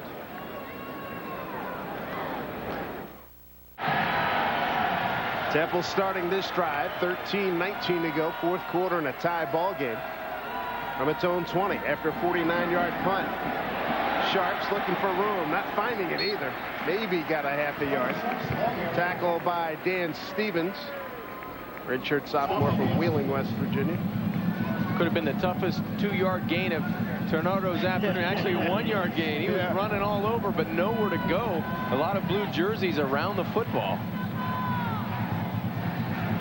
If you're just joining us, Temple led from the get-go. 7-0, took the opening kickoff, went right down the field. They've had a great day from their kicker, Cap Patlembo, 4 for 4. Make that 5 for 5, beg your pardon. Field goal kicker. Mike McGinn played pretty well today. Penalty flag. Oh, my goodness, he won it! Clyde Henry, touchdown, Pittsburgh! 11 yards on the return. Let's see what the penalty flag's all about. Most likely a hold against Temple. Holding on the offense. Penalty is declined. Touchdown. Claude Harriet has come up big again, and Bobby Wallace has seen Pittsburgh take the lead for the second time today. Brian Guzik forced that fumble. There's a reason why Pittsburgh's nationally ranked on defense in a number of different categories, but number 90, Claude Harriet, just doing a stellar job, and ball security's been a problem this afternoon for Mike McGann. That's the second time he's had it stripped, this time for a touchdown. An absolute gift. Happy birthday, Walt Harris. High snap, they get it down. Abdul completes the operation. It's 29-22, 12:32 to go. The defense doing a job in this particular case against Mike McGann. If he just puts it away, he's got a sack, but he tried to make a bigger play. Guzik made it happen, and here's Claude Harriet. They wanted big plays from him, and they are getting them, and Paul Rhodes is stoked. Pittsburgh leading by a touchdown.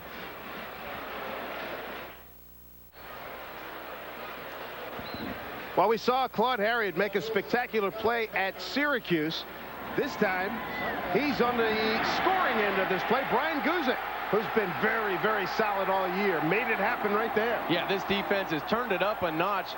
Brian Guzik, his third forced fumble, and then Claude Harriet gets in. And who said white man can't jump? Look at Paul Rhodes on the sideline. Somebody put a pebble in his shoe. He can't get it out. Great job on the sidelines. Paul is very animated, to say the least, and that defense turned it up in that series against Mike McGann. Here's Zarka from the 2. Temple's responded on numerous occasions today. Zarka, how about this? Zarka to the 31 on second and third effort. Looked like he was totally wrapped up. A 29-yard return. Well, every time Temple had to respond, they have responded, and this team doesn't have quit in them. Bobby Wallace is a great coach, and his assistants have coached this team and got them in a position where they believe in themselves, and they're in this football game with 12:20 left to go in this game.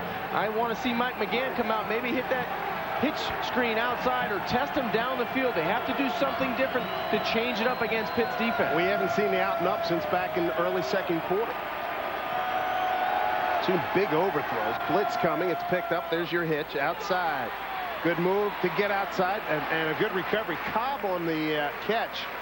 And Torrey Cox with the recovery to make the tackle. The shoestring tackle outside by Torrey Cox, because Zamir Cobb had a chance on the outside to turn it up. Ohio State has regained the lead against Purdue on the Ameritrade scoreboard. Michael Jenkins with a touchdown run. Ohio State left on its schedule next week at Illinois, and then the big one in Michigan, and that's going to be in Columbus. Second down and 7 at the 33 for the Owls. Blitz picked up again. McGann in trouble. He's already fumbled twice, and he does the smart thing and throws it away. Very smart play by quarterback Mike McGann to elude the pressure, first of all, and then better with ball security. I don't want it. Let me throw it away so we can come back on 3rd and 7 and see if we can get that first down. Bobby Wallace, a little upset. He thought the would-be receiver was tackled on the outside. The screenplay with Sonardo Sharps, but a nice play eluding the pressure and just get it outside. You can see the little bit of a hold on the outside by Vince Kashunas. A good read by the defensive tackle. Thomas Smith, Lewis Moore, good pressure by the Pittsburgh defense. Big 3rd down, 3rd and 7, 33. McGann fires over the middle, going to be short for a first down to Terrence Stubbs. Be about 2 yards short. Shante Spencer, he got toasted oftentimes in that first quarter, but he's bounced back very well. There you see the closing speed of the Pitt defense. Shante Spencer right across the middle, closes on the receiver. Just a great job of coming underneath and holding Temple to a minimal gain, and that brings out the punting unit for the Owls. Here's an opportunity now for Pittsburgh to get a little separation. They're up a score, and with this possession, and Robinson deep to get this punt from Ringwelski, and it takes a nice tempo roll inside the 20-yard line to about the 18-yard line, 46 yards on that punt. 10:50 to go here in regulation from Pittsburgh, Pennsylvania. Glad you could join us for Big East football. This, our game of the week. It has been a wowzer. It sure has. To say the least. Pittsburgh's taken the lead for only the second time today. 29-27. I'm Dave Sims with John Kinjemi and Greg Robertson. Greg down on the field. Check in with him a little bit later, but here's Rod Rutherford, and Pittsburgh with a chance now, leading by a touchdown, to take some time off the clock and get another score, maybe put this one away. They'll start from the 17. Will delay Myrie, and he runs over one tackler. Almonte brings him down as we take a look at the Guinness game summary. 10:40 and counting. Rod Rutherford counted for some touchdowns today. 1 rushing. Tenardo Sharps has run well. He's over the 1,000-yard mark for the 3rd time in his career. Points off a turnover. Pittsburgh has done a much better job capitalizing. And look at that. 75 plays, 32-25 to 38-16. If it wasn't for the turnovers by the defense and the special teams for Pittsburgh, Temple should be well out and lead. At least 14-point lead. No question. The 2nd down and 7 from the ball. Loose ball is recovered by Pittsburgh. Boy, there's been some shoddy play as Klecko really blew that play up as we check in with Greg Roberts. Dave, I spoke with Bobby Wallace at the half, and I asked him, Coach, close ball game. What's going to separate it here in the second half? He said, Greg, a game like this is going to come down to turnovers. It's simple. Whoever turns it over is going to lose. In the second half, the Owls have coughed it up twice. It's led to 14 Pittsburgh points. That puts them up by a touchdown. Temple's last lead, Greg, thank you, was at 19-14. McGann fumbled, led to a touchdown, 22-19. Limba tied it with a field goal, and then McGann's second fumble led to another score. Deep drop. Rutherford, it opens up again. And he takes punishment at the 20-yard line. And that's going to bring on the punt team again for Pittsburgh. Gerard Bishop, begging pardon, out of Hillside, New Jersey, number 19, and J.D. Nichols, number 33, with the tackle. Well, credit Temple's defense on that stand. 3 plays and out. They're going to give their special teams and offense an opportunity to come onto the field and do the job. There you see Nichols, 33 for Temple, but great job. Great defensive stand that time. And Coach Monica on the sidelines very happy. 7th punt coming up by Andy Lee. Another beauty. I mean, this is crushed. Inside the 20 to the 24. Here's Cobb. Nice return to the 38-yard line. A 55-yard punt. Return of 13 yards. And Andy Lee, you're looking at all conference, my man. It has been that kind of a year. Pittsburgh by a touchdown. This shot for the cup and a piece of hurling history. What must be going through that young man's head.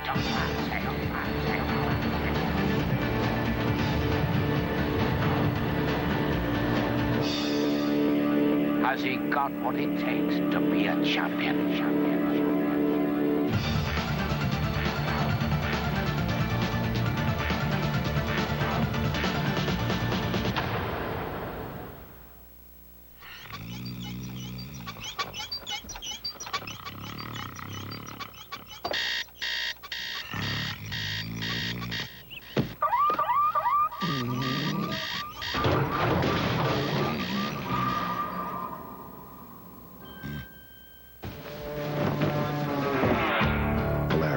It's not just a sled, it's a priority.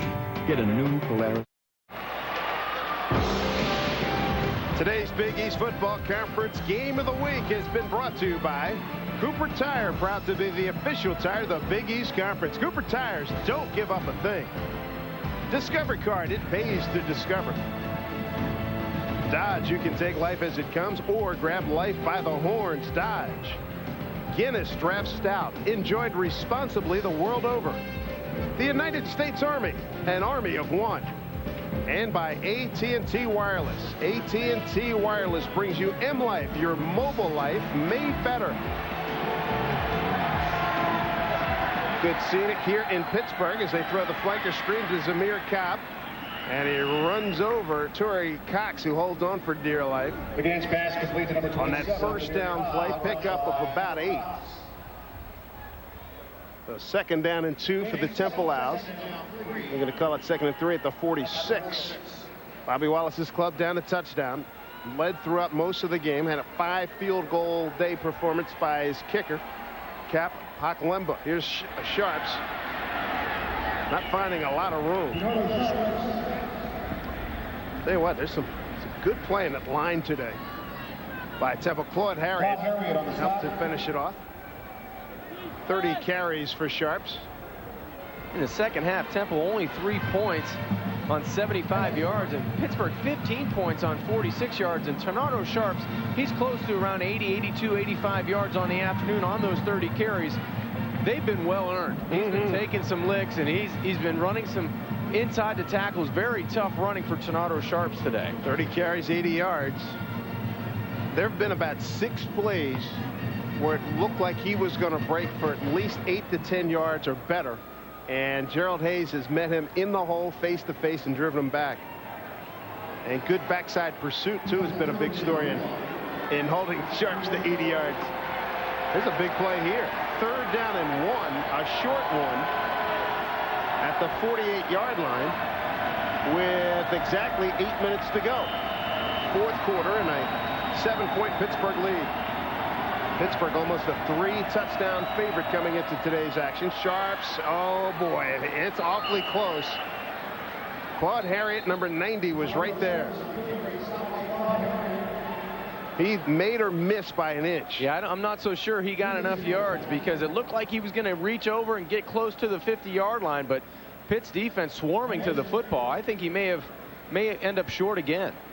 Slow developing play and very good penetration by the front line of Pittsburgh.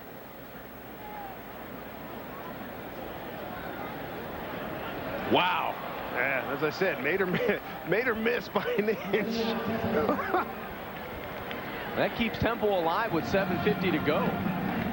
Give me some strategy here. What are you doing? I think you take a shot right now. 1st down, you get it 50-yard line, get to the short side of the field. Torrey Cox was in press coverage on the last play. If he goes press again, I take my chances deep. Shante Spencer at the bottom of your screen has been burned a few times. They have 3 receivers, man-on-man coverage, bottom of your screen, 1 a linebacker. They run Sharps the other way. Sharps, boy, he fights hard to get to the 45-yard line. Hayes and Moore on the tackle. Another good run inside by Ternardo Sharps.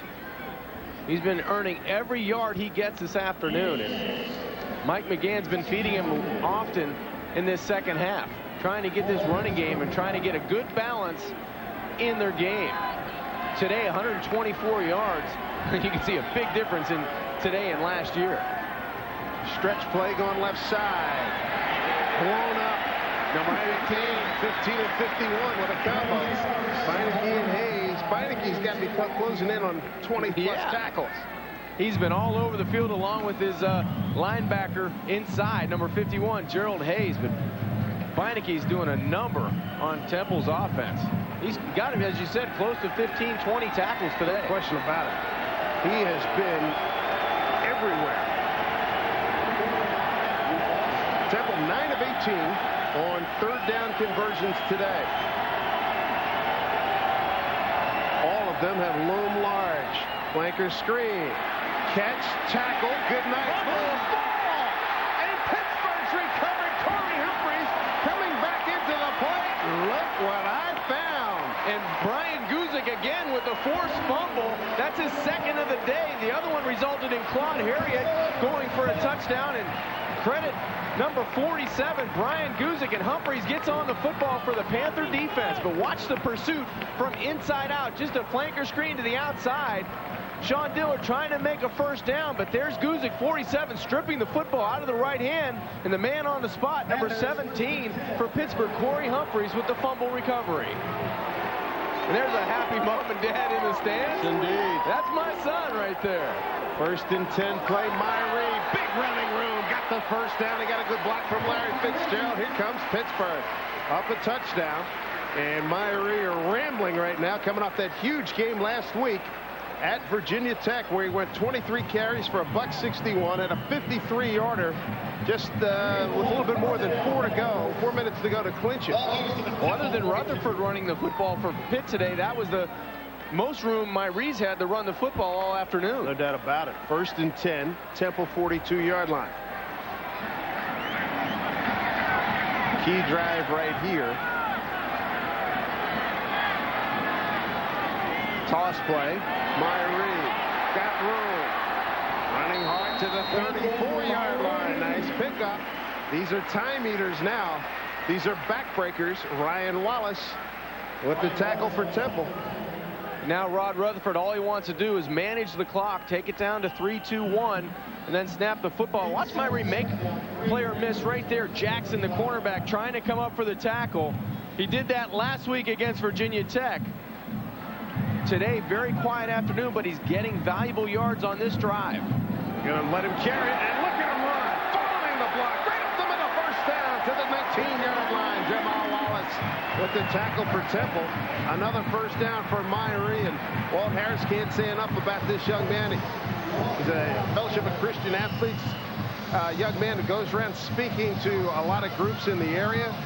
Transfer from Alabama, and they said his voicemail and emails were backed up big time after his performance last week against Virginia Tech. Panthers on the move. Under 5.5 to play. Quarterback keeper Rutherford pays the price. Lost a couple of yards on that play. Dan Klecko on that tackle for a loss. And he had some help in there from J.D. Nichols, the outside linebacker. Yeah, that's a motor that doesn't stop right there. Number 73, Dan Klecko. He's been having a stellar season and a stellar afternoon against this Pitt Panther offense. And this defense, they look a little bit winded right now in the last 3 plays. They were taken aback by the bam, bam, bam running of Brandon Myrie.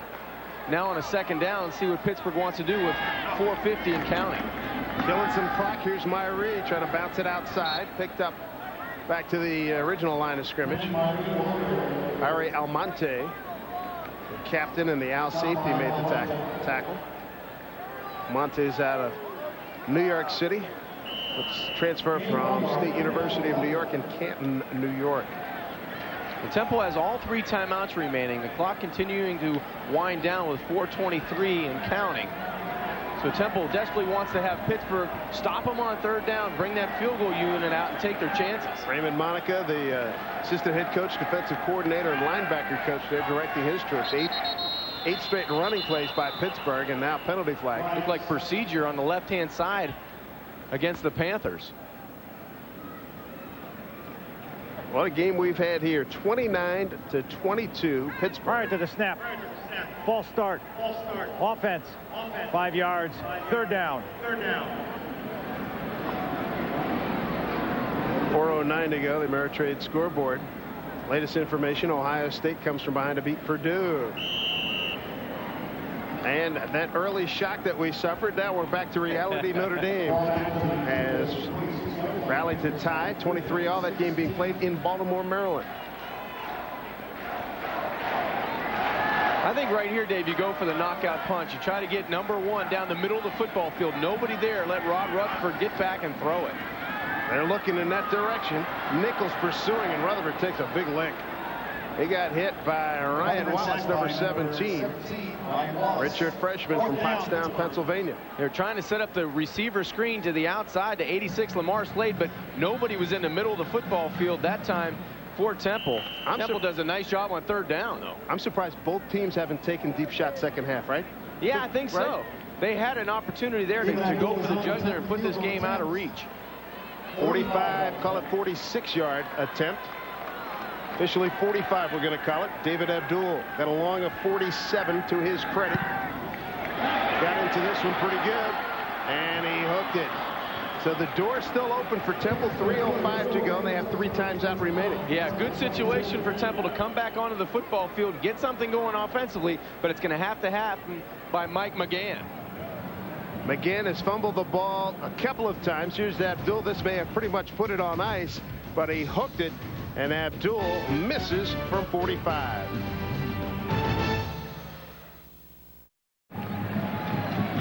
Good look at Mount Washington. Just over, just across the river, John, here from Heinz Field. 29-22, an enjoyable ball game. This could be the last stand here for the Temple Owls. 3:05 to go. They do have 3 times out remaining. Pittsburgh has none. Mike McGann's turned it over a couple of times and fumbles here in the second half. Looking downfield. Thought he had somebody. Going to try to get out of bounds, and let's see. He does get out of bounds. Run out of bounds by Brian Beneke, who has been magnificent today. He sure has. He's been all over the field for this Panther defense. Just under 3 minutes to go. Beneke got to be in that neighborhood of 18 to 22 tackles today. The thing that's most impressive about the Pitt defense, it's just not Gerald Hayes or Brian Beneke. It's Brian Guzik and Claude Harriott and Kachunas up front, and Torrey Cox and Robinson in the defensive end. So Paul Rhodes has that guy. Paul Rhodes, the defensive coordinator for the Panthers. See what kind of pressure they put on McGann, who's limping. Hangs, fires over the middle. And he's got an advancement to the 38-yard line. He completes that pass to Sean Dillard, the senior from Stone Mountain, Georgia. Gerald Hayes, the all-conference linebacker, with the tackle. Temple led this game early on 7-0. Took that opening drive down. They led at halftime 16-14. They've had a great day from their kicker, Cap Paklemba, with 5 field goals. 3rd down and 1. Blitz coming. And, oh, boy, Lewis almost broke it for the house. Krishan Lewis. Beneke with yet another timeout. Lewis has had a pretty good day. He had 5 catches on the day as Temple continues to move with 2:20 to go. As we check out the storyline, Sharps over 1,000 yards. The turnovers have killed Temple, and they've really possessed the ball, done a good job. They've had opportunities to have about 4 or 5 touchdowns on the board. And plays like that won't help them. Vince Kachunas. And I've never seen a team down a touchdown and not going down the field. It's pretty remarkable here. Well, they needed to push the football down the field, but defensively, that's where Brian Guzik forces the fumble. And number 90, Claude Harriott, goes in for the touchdown, and that really turned the football game around for the Panthers. They did 29-27 with 12:32 to go. That was after Paklemba had tied it late 3rd to make it 22-all. And Bobby Wallace's club, they just have not capitalized in putting 6s on the board. In the first half, the quarterback McGann had two receivers that were open, and he overthrew by 6 yards, and they had at least a 5 or 6 yard cushion on the DBs that they had smoked. There's always going to be 2 or 3 or 4 plays. You go back on Sunday when you watch the game tape and you say, if we would have capitalized on those situations, that was a difference maker in the result and how the game's going to turn out. And that's exactly what Mike McGann's going to go back. He had wide open receivers down the field early. Right. If they get on Pittsburgh early, not by 7 or 10, but by 14 or 21, absolutely. That might have been today. No that might have been too big of a hole for this offense to come out of. That's right. Gerald Hayes continuing with yet another great day. Over 100 tackles. third straight season, or 3 straight, and the last guy to do it was Jerry Olszewski. He's a teammate of mine. Yeah. 15 tackles today. Look at Walt Harris celebrating his 56th birthday today. Huge play here. They're all big now. With Temple has the Owls with 2 times out remaining. 2nd and 11 at the 42. Pittsburgh rushing 4, and a poorly thrown ball that time as they tried to get it outside to Zamir Cobb. Credit the pressure up front from Pittsburgh. They've been running in and out fresh defensive linemen to try to create some pressure on Mike McGann, and they were very successful on 2nd down. Pittsburgh 158 away from heading to Miami in 12 days. 5-0 in the conference. 8-2 on the season. That'll be a Thursday night matchup. Temple hitting 50% today, coming in at just 35% on 3rd down. 3rd and 11. 3-man rush, flanker screen. They go to the well way too often again. Brian Beneke says, come on, don't insult me with that. Come on. We've seen that probably 10 or 12 times today, as well as the quarterback draw. I think in that situation, you have to attack the middle of the field, and now you have to burn another timeout with 1:43, but a terrific job on the outside by Brian Beneke. Number 15, and there's 2 or 3, 4 Panthers right around. If he doesn't make the tackle, somebody else is going to do it. So 17 tackles for Brian Beneke, 7 tackles for a loss, and 2 sacks. That's a whale of a season for some people, and that's a great afternoon. If that doesn't get him on first team, I don't know. I want to see somebody else, outside linebacker. They better carry him off the field. My goodness, he has been everywhere. Senior, 6'1", 230, out of Youngstown, Ohio, with the Liberty High School. Had an interception against Miami a year ago. 3-time All-Academic here in the Big East Conference. And I tell you what, he has saved a lot of big plays and a lot to be proud of. And Paul Rhodes, the personable and excitable defensive coordinator, the leader of this defensive group for the Pittsburgh Panthers. And on the flip side, Mike McGann, boy, he had a lot of poise in the first half. He did miss some opportunities where guys out and up down the sideline and just put a little air on it, let them run under it, and let them too much. Yeah, they're 7 of 14 on 4th down for the season. And you see 221 yards today for Mike McGann, but no bigger play than on 4th down right here, the game on the line. Pittsburgh, the #1 defensive team in the Big East Conference. Pittsburgh ranked for the first time since '91. Big spot here, 4th and 15 at the 38. Here's McGann looking for it. It's picked off by Lewis Moore. That's your ball game. Lewis Moore with the INT. And that should pretty much wrap it up. Brian Beneke with the pressure again. And Lewis Moore, a junior from Cape May Courthouse, New Jersey, with the pick. They have not blocked Brian Beneke all afternoon. This Temple offense did not have an answer for him. It forces Mike McGann to throw the football down the middle a little bit sooner than he wanted to. And that right into the arms of Lewis Moore. Great concentration catch, but there's the pressure. That's where it all starts. Number 15, Brian Beneke, the Panther linebacker. And now Pittsburgh looking to just run out the clock. First interception of the season for Lewis Moore. 4 second-half turnovers by the Temple Owls. A big, big part of this story. And the Owls call a timeout. And Rod Rutherford, congratulations. You are our AT&T Wireless Player of the Game. Only missed 7 passes. Probably his best drive, John, was right before the end of the first half.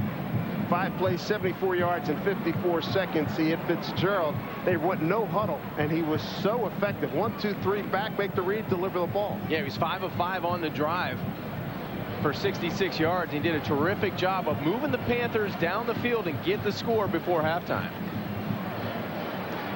Tough day for Ternardo Sharps, but we send along our best as the Outback Steakhouse outstanding back of the game. Yeah, disappointed and discouraged Ternardo Sharps because all those yards, 84 yards, they were in between the tackles. They were runs of 4, 5, 6, and he was getting tattooed by Gerald Hayes in the middle, Brian Beneke.